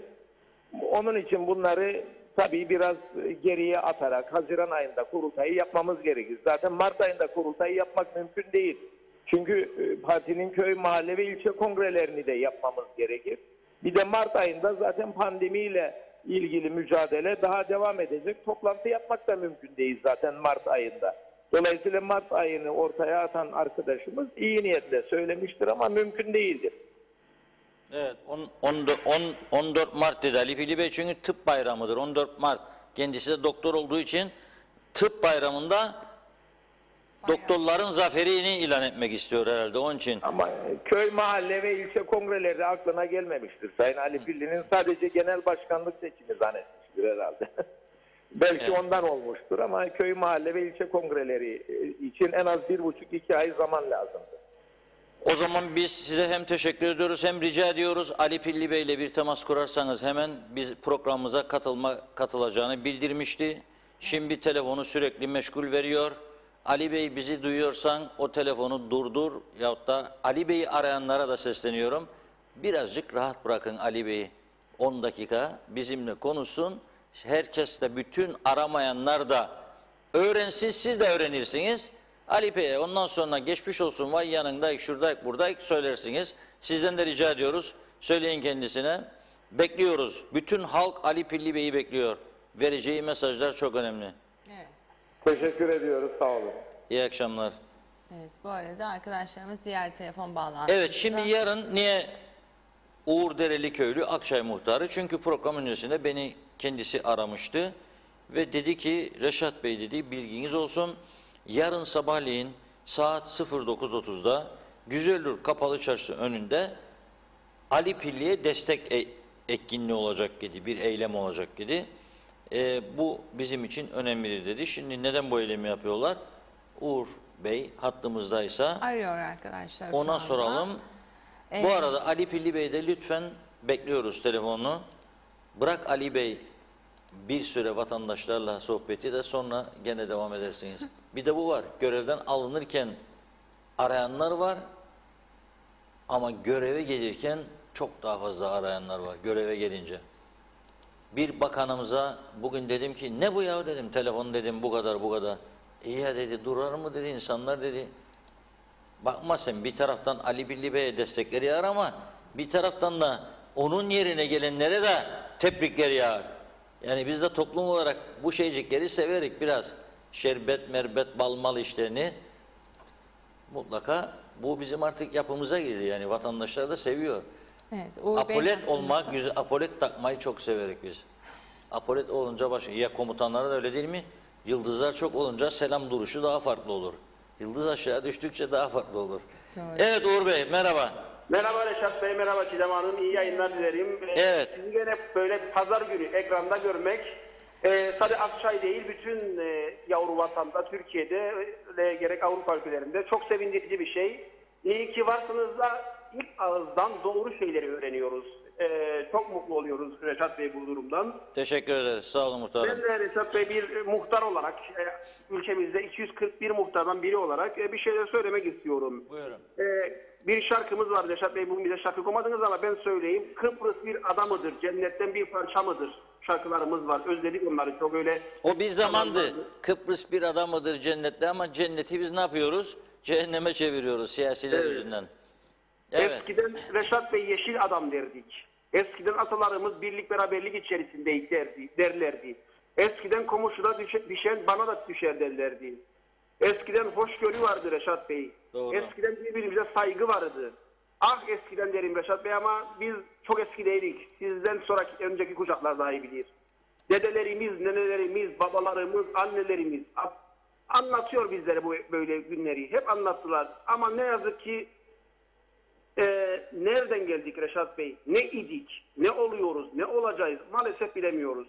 Kaç kişiyiz Reşat Bey bu ülkede? İstanbul'u sizler çok dile getiriyorsunuz. İstanbul'un bir mahallesi 300 bin Doğru. kişi ve 250 bin kişi. Evet. Ama maalesef biz bu ülke o kadar ki bize yetiyor. Her birimize 100'er dönüm yetiyor ki içinde oynayalım, gezelim, dolaşalım ama paylaşamıyoruz. Neyi paylaşamıyoruz? Çünkü her şeyi bıraktık. Hep bizi yönetenler, bizim seçtiklerimiz koltuk kavgasında. Hepsi bir acaba seçim ne gün? Onu nereye koyacağız? O müsteşarımızı nereye atayacağız?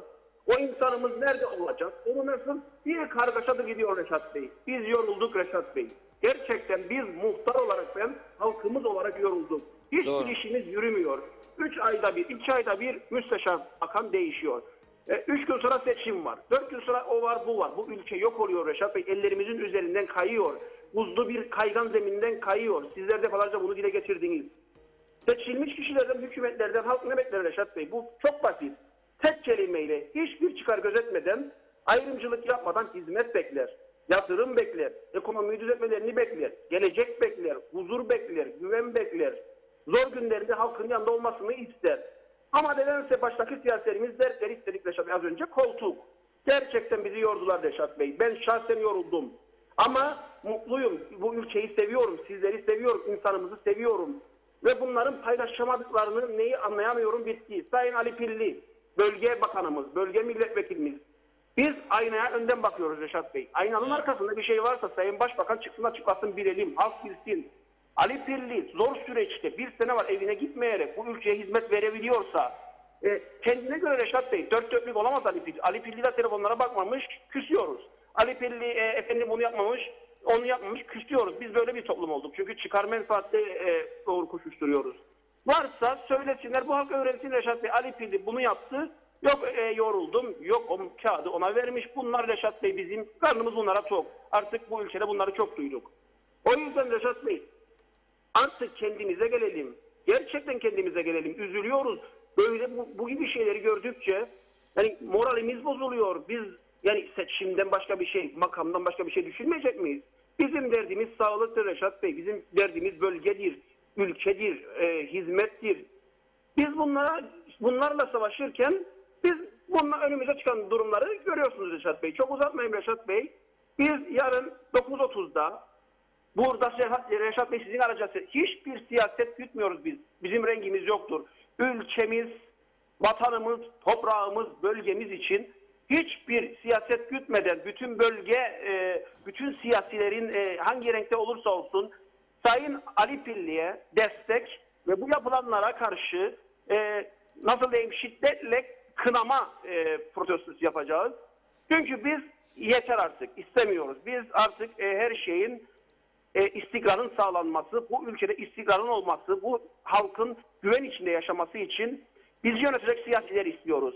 Buradan da gerekli mesajları halkımızla birlikte siyasilere vereceğiz Reşat Bey. Lütfen artık herkes kendine gelsin. Eğer kendine gelmezse halk büyük bir cevap verip büyük bir ders verecek siyasilere. Peki muhtarım bu tabii Muhtarlar Birliği'nin şeyi değildi değil mi? Yani, hayır bu benim kendi görüşümdür Reşat Bey. Bu şahsi görüşümdür benim. Çünkü biz muhtarlar, tabii ki Sayın Başkanımız da bir açıklama yapacaktır elbet, Muhtarlar Derneği. Bu benim kendi kişisel görüşümdür. Biz yürüyemiyoruz Reşat Bey. Halkımıza, köylümüze hizmet. Onlarca gencimiz kırsal kesim bekliyor. Her ayağa kalktığımızda bakan değişiyor. Hayvancılarımız yer bekliyor. Her yürüdüğümüzde hükümet düşüyor. Bu benim kendi görüşüm Reşat Bey. Biz kim olursa olsun şu anki siyasilere seçilmişlere de saygımız sonsuzdur. Birlik beraberlik içerisinde toplansınlar. Bunun çağrısını sizin de aracılığınızla defalarca yaptık. Birlik beraberlik içerisinde Sayın Tuhanir Hürman, Sayın Kudret Bey, Sayın Serdar Bey, artık çok değerli insanlar bu insanlar. Gerçekten çok değerli insanlar. Bu insanlar yani kolay gelmediler bu yerlere. Birlik beraberlik içerisinde bir komite oluştursunlar. Bu ülkeyi biz ilk yıl içerisinde nereye götüreceğiz? Nasıl kalkındıracağız? Sonra da herkes kendi safına ayrılır. Siyasetini yapar Reşat Bey. Peki çok teşekkür ediyoruz sizlere. Yarınki eyleminiz için de kolaylıklar diliyoruz. Çok sağ olun. İyi yayınlar dilerim. Sağ olun Reşat Bey. Evet. Şimdi Ali Pilli Bey'i destek yağıyor tabii görüyorum ben de. Özellikle Güzerük ve Lefke o bölge milletvekilleri de örgütlendi. Şimdi tabii aslında son yıllarda çok seslendirdiğimiz bir konu vardı. Bunun da ne kadar önemli olduğu bugün bir kez daha ortaya çıkmış oldu. Şimdi Güzelyurtlular haklı olarak ne diyor? Bizim bölgemizden de bir kişi bakandı. Şimdi bizim bölgemizden bakan kalmadı diyorlar. İşte bu seçim sisteminin yine yanlışlığını ortaya koyuyor. Senin ülkende eğer küçücük bir ülkede tek bölge seçimi yapmıyorsan o zaman ve milletvekillerini de bakan yapma geleneğini sürdürüyorsan o zaman her bölgeden birini yapacaksın. Bir eski başbakana bir gün sordum. Neden ya dedim bu adamı bakan yaptın dedim. Hiçbir işin içinde yok. Göstermelik hiçbir şey olmayacak. Oturduğu yerde alacak aylığını dedim. Hiçbir iştahat yapmayacak dedim. Ne dedi bana hemen? Dedi bölge dedi. O bölgeden dedi birini atamak zorundaydım. Bana göre de en uygun isim buydu dedi. Çünkü dinler dedi. Laf dinler dedi. Ha yani kaldır Arap indir Arap misali. Kaldır dediğinde kaldırıyor, indir dediğinde indiriyor. Yani elini demek isterim oylamada partide yaparlar ya böyle. Evet. Şimdi demek ki bir hastalık var bizim siyaset yapımızda. Nedir hastalık? Küçücük bir ülkede tamam ya o zaman harekat oldu, bitirdik. Allah rahmet eylesin Ecevit Cumhuriyet Halk Partisi bize onu yapın bunu yapın dediler. Çok partili demokrasi şudur budur. Bir anda ateşkes olan bir ülkede daha barış yok, bir şey yok, anlaşma yok. İki devletlilik de yok, federasyon da yok. Biz kendi kendimize bunun içinde 150 binler, 180 binlerdik o zaman. 150-180 bin kişiye bir yığın parti çıktı. Parlamento kurduk, 30 milletvekili dedik. Ondan sonra milletvekili sayısı 50'ye çıktı. Başbakan, bakanlar, Cumhurbaşkanı, Sayıştay, Ombudsman, Başsavcılık, Yüksek Mahkeme, yargıçlar, müdürler, müsteşarlar, müşavirler. Bu kadar genişledik. Bizim çapımızın çok fazlasına geldi bu iş. Yani çapımıza göre bir devlet mekanizması oluşturmadık. Ya bari madem ki bir taraftan da kimse bize karışmasın, kimseye minnet duymayalım diyoruz. O zaman be arkadaş kendi kendimizi idare edecek duruma gelelim. Ama bu sistemle asla ve katla mümkün değil. Milletvekillerini bakan yaparsan yaptığın memnun olacak, yapmadığın sana düşman olacak, seni işten altını oymaya başlayacak. Onun için kapat bu sistemi. Tek milletvekili, tek bölge milletvekili bütün KKTC'nin ve mecliste görevli. Kabine dışarıdan, teknokratlardan bu işi yapabilecek insanlardan oluşmalı. Yok ki o bölgeden de bir tanecik koyun, bundan da 2 tanecik koyun, bölgenin çapına göre ondan 3 tane koyun. Oldu mu kabine herkesi memnun ettim, tamam. Evet, bu arada telefon hattımızın ucunda Turizm ve Çevre Bakanı, Demokrat Parti Genel Başkanı Fikri Ataoğlu var. Sayın Ataoğlu, iyi akşamlar, iyi pazarlar. İyi yayınlar, iyi pazarlar diliyorum. Teşekkür ediyoruz yayınımıza katıldığınız için. Sayın Akar'la gündem özel programını gerçekleştiriyoruz. Ülkenin içinde bulunduğu son durumu değerlendiriyoruz bu arada. Sayın Akar, sözü size bırakıyorum. Merhabalar. Sayın Bakan, nasılsınız? İyi yayınlar Reşat abi. Evet. Şimdi koalisyon ortağı tabii Sayın Arıklı'yı bağladık. Siz de bağlamak istiyoruz. Çünkü partinizde Midas Serdar Bey'in kız kardeşi Ender Hanım istifasını açıklamış bugün. Siz tepkisiz kaldınız Ali Pilli Bey'in görevden alınmasına diye. O yüzden sizin de görüş düşüncelerinizi almayı istedik. Siz nasıl karşıladınız bu görevden almayı ve yeni görevlendirmeleri? Size sordu mu Sayın Başbakan bir koalisyon ortağı olarak? Veyahut da en azından bilgi verdi mi? Ben böyle bir değişiklik yapıyorum, bilginiz olsun gibisinden. Nasıl gelişti bu olay? Reşat abi çok teşekkür ederim. Elbette ki Sayın Başbakanımızın bugün ve basından da bizim öğrenmiş olduğumuz bu görevden alma olayıyla ilgili koalisyon ortağı olarak herhangi bir şekilde bize söylemiş bir durumda olduğunu söyleyemem. Evet. Biz sadece basından öğrendiğimizi söyleyebiliriz. Fakat basından öğrenmiş olsak bile Ulusal Birlik Partisi içerisindeki yapılan değişiklikler neler ise onların kendi uhdesinde olan olayların olduğunu söyleyebilirim. Biz de buna saygıyla karşı karşıya kaldığımızı söyleyebilirim. Dolayısıyla yani elbette ki üçlü koalisyon hükümeti süresi içerisindeki kurmuş olduğumuz bu hükümet dönemi içerisinde alınan kararlardan benim bir haber olduğumu ve basından da öğrendiğimi ben açıkça bunu ifade etmek istedim. Evet, şimdi siz basından ne zaman netice itibariyle bir koalisyon ortağısınız ve görev yaptığınız bakan arkadaşların isimlerini bilme hakkınız vardır diye düşünüyorum ben. Size bu bilgi verilmedi. Şimdi sizce hükümet bu yani netice itibariyle çok kısa süre 2,5 aylık bir hükümet bu değişimlerden yara aldı mı hükümet sizce? Yani büyük ortağınız meclis başkanını çok zor seçti. Şimdi 2 bakanı daha 2,5 ayda bakanlık yerleri değişti. Biri görevden alındı. Bu hükümetin güvenini sarstı mı sizce? Nasıl değerlendiriyorsunuz? Yani şöyle söyleyebilirim. Elbette ki bu alınan karar Ulusal Birlik Partisi ile ilgilendiren bir karardır. Kendi içerisindeki bir muhasebedir. Dolayısıyla kendi içerisindeki muhasebenin bizim müdahil olmamızın herhangi bir durum söz konusu olmadığını da açıkçası ifade edebilirim. Fakat bunun yanındaki kurulan bu hükümetin geçtiğimiz süre içerisinde bugüne kadar yaklaşık 2,5 ay olmuş olmasına rağmen ve onun gerisine baktığımızdaki 3 aylık bu memleketin beklenti içerisinde olduğunu göz önünde bulundurarak yaklaşık 5 aylık bir beklenti içerisinde olan vatandaşımıza baktığımızda bu hükümet kurulduğunda herkesi elini taşın altına koymaya özen gösterdiğini ifade ettiğimiz o süre içerisinde bugünlerde de yapacağımız hareket esasında insanımızın beklentisi içerisinde olduğu bu önümüzdeki dönemde hepimizin el birliğiyle elimizi taşın altına koyarak insanımızın beklentisine melhem olma durumunda olduğumuzu bilmemiz gerektiğini ben düşünüyorum.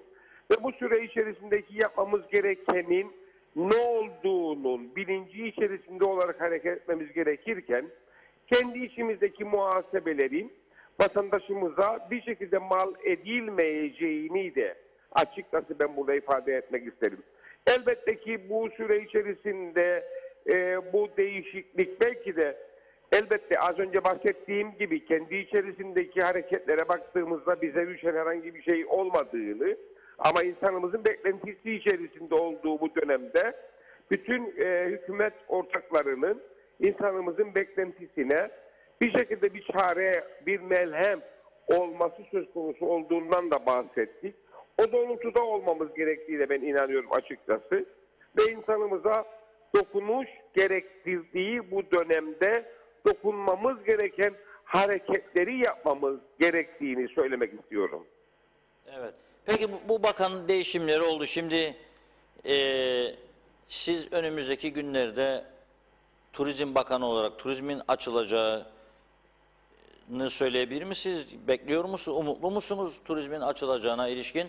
Çünkü aşıda da sorun var. Aşıları da tam... Çok açık ve çok samimi söylemek istiyorum. Daha önceki yapmış olduğumuz görüşmelerde 1 Nisan tarihini 16 Ocak itibariyle Sağlık Üst Kurulu'nun yapmış olduğu açıklamalar sonrasında 1 Nisan tarihini işaret etmiş olması ve Sağlık Bakanlığı'nın yapmış olduğu açıklama, akabinde Sayın Başbakan'ın yapmış olduğu açıklama ve buna dayanarak Sağlık Üst Kurulu'na sormuş olduğumuz sorular sonrasında şahsım olarak yapmış olduğum açıklama 1 Nisan açılım tarihi.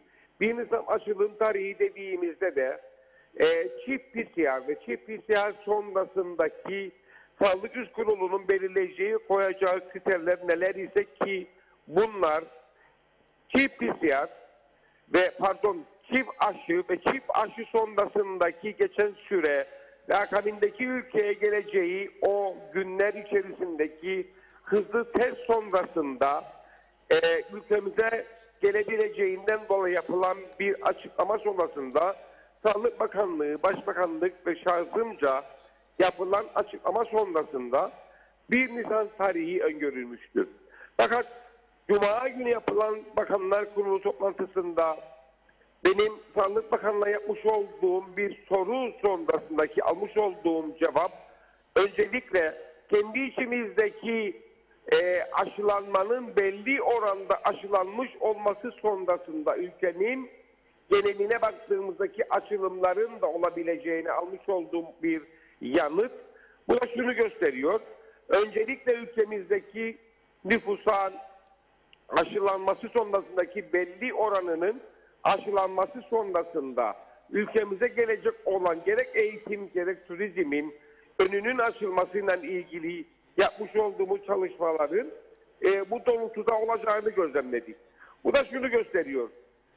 Sayın Sağlık Bakanımızın, Sayın Başbakanımızın ve şahsımın yapmış olduğu 1 Nisan açıklamasındaki açıklamanın arkasına baktığımızda elbette ki ülkemizdeki vatandaşımızın belli bir oranının aşılanmış olması sonrasında açılacağını da gözlemledik. Bu da şunu gösteriyor.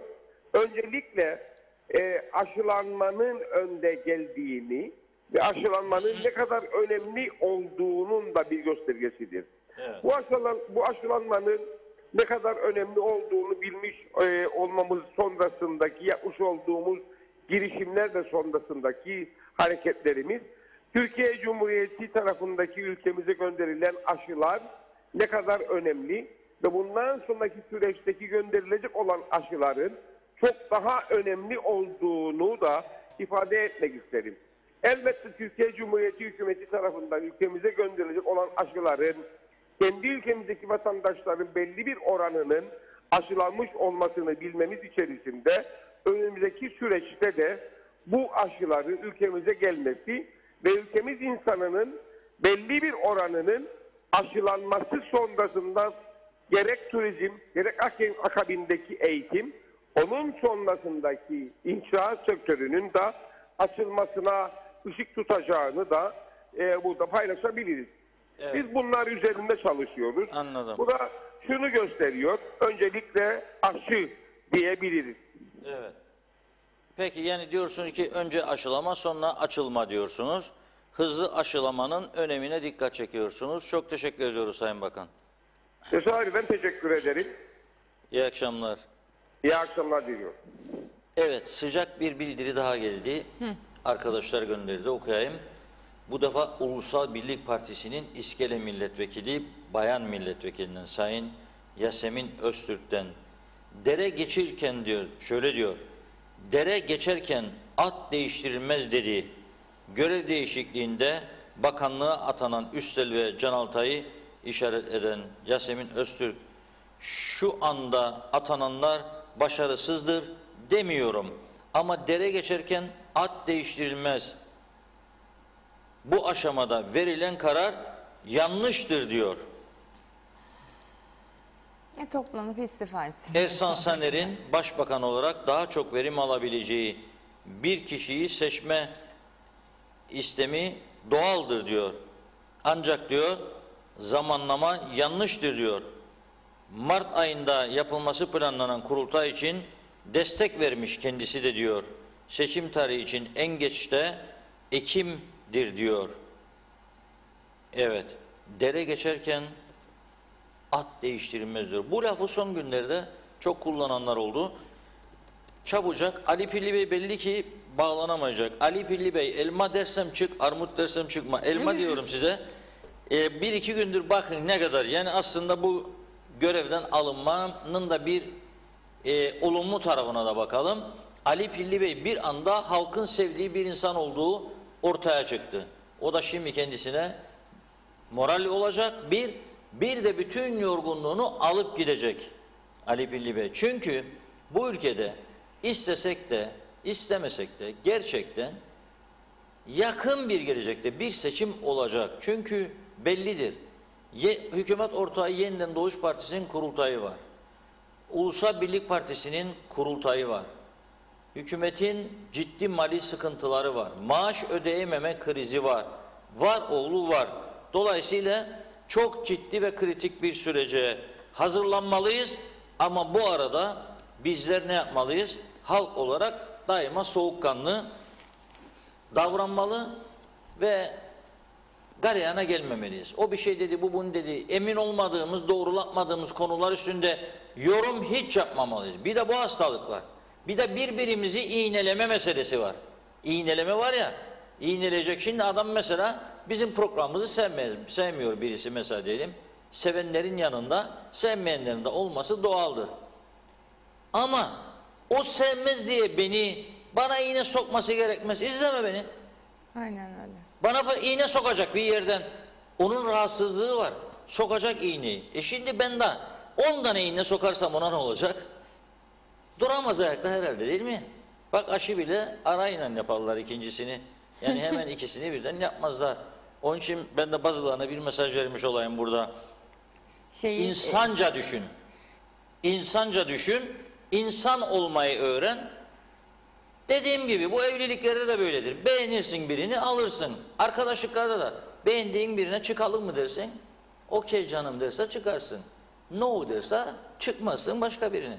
Tam bu hatta telefon hattımızın ucunda Ulusal Birlik Partisi Milletvekili Yasemin Öztürk var. Dere geçerken ne değişmezdi? At mı değişmezdi dedi. Dere mi değişmezdi? Buyursun Yasemin Hanım. Merhabalar Yasemin Hanım. İyi akşamlar, hayırlı akşamlar diliyorum. Sağ olun. Evet, Mart ayında kurultay beklentiniz mi var? Yani ben özellikle bir tarih belirtmedim ama zaten bizim grup Ekim'den önce bir seçim olacağı zaten konuşulmuştu daha önceden. Ekim'den önce mutlaka bir tarihte yapılacak. Yani ben Mart'ta yapılacak diye herhangi bir şey söylemedim. Ama erken bir kurultaya ne diyorsunuz diye sorulduğunda tabii ki olabilir, niçin olmasın. Bir an önce bir kurultayın yapılması hepimiz için, partiler için de çok iyi olacağını düşünüyorum açıkçası. Ali Pilli Bey'in görevden almasına üzüldünüz mü siz de? Yani üzülmek değil aslında. Şu anda şunu söylemek istiyorum. Ben hep şunu söylerim. Dereyi geçerken at değiştirilmez. Ali Pilli evet sevilen bir kişilik. İşini de iyi yaptığını düşünüyorum.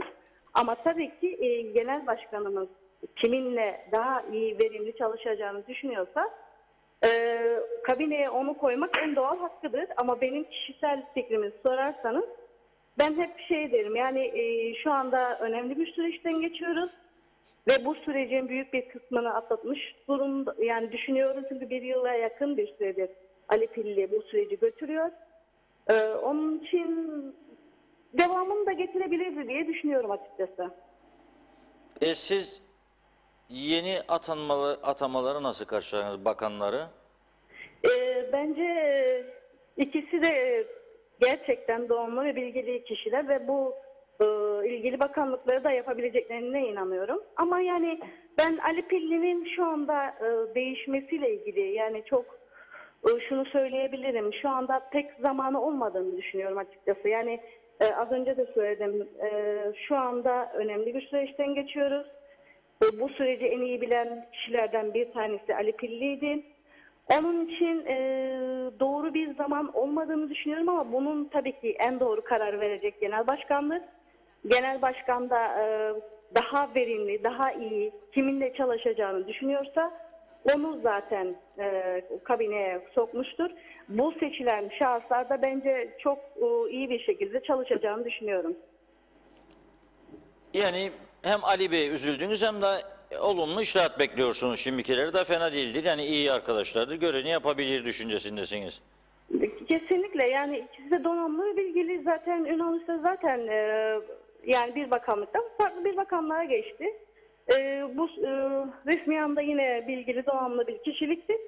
Ama dediğim gibi yani yalnızca zamanlama çok iyi olduğunu düşünmüyorum. Yoksa seçilen arkadaşlar gerçekten bu görevi layıkıyla yapabilecek şahıslardır, kişilerdir. Çok teşekkür ediyoruz. Sağ olun. Ben teşekkür ederim. İyi yayınlar dilerim. İyi akşamlar. Evet. Yasemin Hanım'ı da dinlemiş olduk. Aynı şeyleri gene söyledik. Dere geçerken at değiştirilmez. Güzel. Kudret Özesay Bey de şeyi okumuştum. Tufan Bey'in açıklamasını programın başında. Sayın Tufan Erhürman'ın paylaşımını okumuştum. Kudret Bey'inki de önümdeydi. Onu okumaya fırsatım olmadı. Şimdi onu da okuyorum. Kudret Bey de diyor ki Sayın Ali Pilli'nin Sağlık Bakanlığı görevine alınması toplum sağlığını tehlikeye atan bir adımdır diyor. Çok iddialı bir laftır ama bu. Toplum sağlığını tehlikeye atan bir adımdır diyor. Özersay, toplum sağlığını doğrudan ilgilendiren bir krizi yönetirken kamuoyunun desteğini alan, güven duyulan bir bakanın inandırıcılıktan uzak sebeplerle görevden alınması sorumsuzca bir adımdır diyor. Eğer diyor söz konusu olan toplumun sağlığıysa devamlılık da önemli diyor. Hükümetin 2 aylık ömrü içinde kabine içinde güven duyulan tek bakan Sağlık Bakanı'ydı. Sağlık Bakanı'nın eksiği ve yanlışı vardı ama kendisine bir kamuoyu desteği ve güveni de vardı. Hükümet attığı bu adımla kendisine duyulan güveni ve kendisine duyulan güven kırıntılarını kendi eliyle silip süpürüp atmış oldu. Toplum salgını için ciddi bir tehdit oluşturan bu krizi yönetirken en önemli şey kamuoyunun desteğini almaktır. Bunun için de kamuoyunun düzenli, anlaşılır, açık bilgi vermek gerekir. Bunların hiçbiri yapılmadığı için de sadece Sağlık Bakanlığı'na güven duyuluyordu. Bu anlamda baktığımızda görevden alma meselesi sorumluluk sahibi bir yönetici davranışı değildir diyor. Tabii Ali Pilli Bey'in muhalefetle de ilişkileri belli ki iyi gidiyordu. Çünkü Tufan Bey ondan memnundu. Birbirlerini çok sevdiklerini söyler. Daha önce Ali Bey çok seviyorum Tufan Hoca'yı dedi. Kudret Bey çok güzel, olumlu paylaşım yaptı. Ali Pilli Bey'in bana göre yanlışları arasında ne vardı? Pandemi hastanesi çok geç açıldı. 15 Kasım'da biten hastane daha 10-15 gün önce açılabildi. Hemşire eksiği olduğu bilindiği halde hemşireleri alamadılar. Neden? Büyük bir ihtimalle maliye kendisine yetki vermediği için. Ama netice itibariyle dönüp onun hanesine yazıldı bunlar. Ciddi bir durum. Ben diyorum ki işte bunların hiçbirinin yaşanmaması için bu ülkenin seçim sistemi değişecek. Bazıları başkanlık sistemin dediğimizde öcü korkusu veriyor. Aman aman aman aman. Rumların başkanlık sistemi var. Öyle ileri diyorlar ve başkanları Rumların, bırak başsavcı, soruşturma komisyonu kurulduğunda meclis tarafından onun önünde 3 saat hesap vermek zorunda kalıyor. Böyle bir demokratik başkanlık sistemi var orada. Onu alalım dediğimizde ona da yanaşmıyor kimse. Duymazdan geliyor. Parlamenter sistem gidecekse bunu düzeltin arkadaşlar. Tek bölge milletvekili ki Yeşilırmak'da hizmet etsin, Güzelyurt'ta da, ama Mehmetçiğe, Dipkarpaz'a da hizmet etsin. Sade benim bölgem demesin. Öyle bir seçim sistemi yapın ki milletvekili adam otursun mecliste yasa yapsın, bakanlar meclis dışından atansın. Ne o, ne o, ne o. Bugün geldiğimiz noktaya bakın siz. İşte bu kadar açık bir durum. Türkiye Aralık ayında daha buraya 850 milyon Türk lirası para yolladığı halde biz bir ay sonra Mali krizi konuşuyoruz burada. Hiçbir şeyimiz yok, hiçbir kaynağımız yok, hiçbir birikimimiz yok. Kredi alma yeteneğim, gücümüz de yok. Kim bize 500 milyon kredi verecek şimdi? İşte alamayacağını düşündüğü için ne yaptı? Devlet tahvili çıkardı. Devlet tahvili satamayacağını bildiği için ne yaptı? Merkez Bankası'ndan güvence aldı. Merkez Bankası dedi ben alırım sizin kağıtçıklarınızı, kiliklerim kasaya, siz de bana 70 gün sonra ödersiniz. 70 gün sonra nerede bulacak ödeyecek? Ya bugün diyor ki 30 gün sonra 40 gün sonra Mart'ta daha kötü olacak. Ekonomik diyor. Bugünden ülkenin başbakanı uyarıyor bizi daha kötü olacak diye Mart ayında mali durum.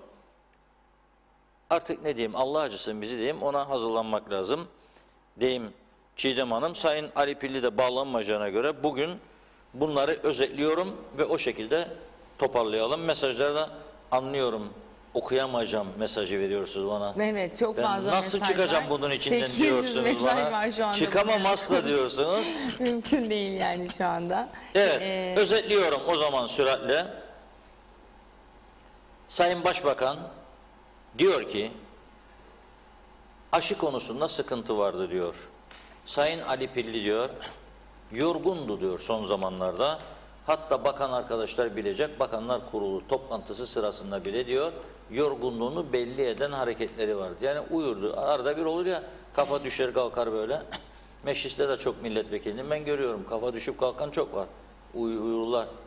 Benim tanıdığım çok arkadaşlarım da oldu. Arabaya yanıma oturduğunda hareket ettiğim anda uyumaya başlardı bazı arkadaşlar. Uyan derdim, uyanırdı.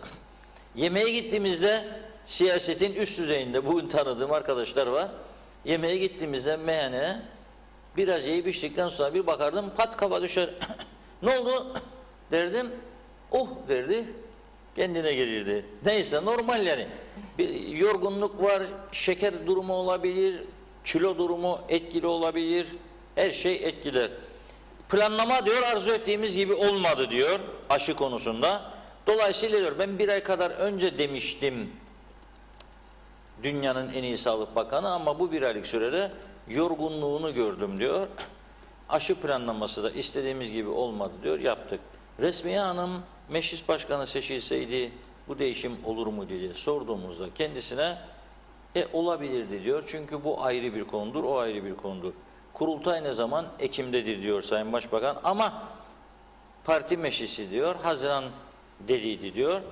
Mart'ta diyor genel sekreteri seçeceğiz. Sokağa çıkma yasakları da sürüyor.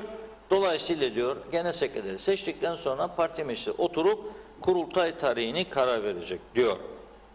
Sayın Sucuoğlu bu sözler üzerine bağlandığı zaman programımıza diyor ki 19 milletvekilinin onayı ile Haziran sonunda kurultay kararı alınmıştır diyor. Dolayısıyla diyor bundan kaçmak olamaz, asla bırakmam diyor. Sizi Sağlık Bakanı yapsaydılar şimdi ne yapardınız? Sucuoğlu diyor ki kabul etmezdim.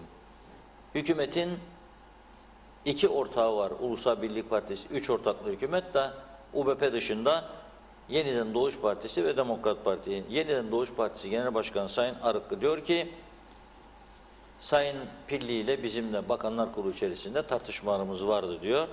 Çünkü diyor en büyük rahatsızlığımız Sağlık Üst Kurulu'nun aldığı kararlar diyor. Bakanlar Kurulu'na gelmezden önce basına sızdırılırdı ve biz bundan rahatsızlık diyor.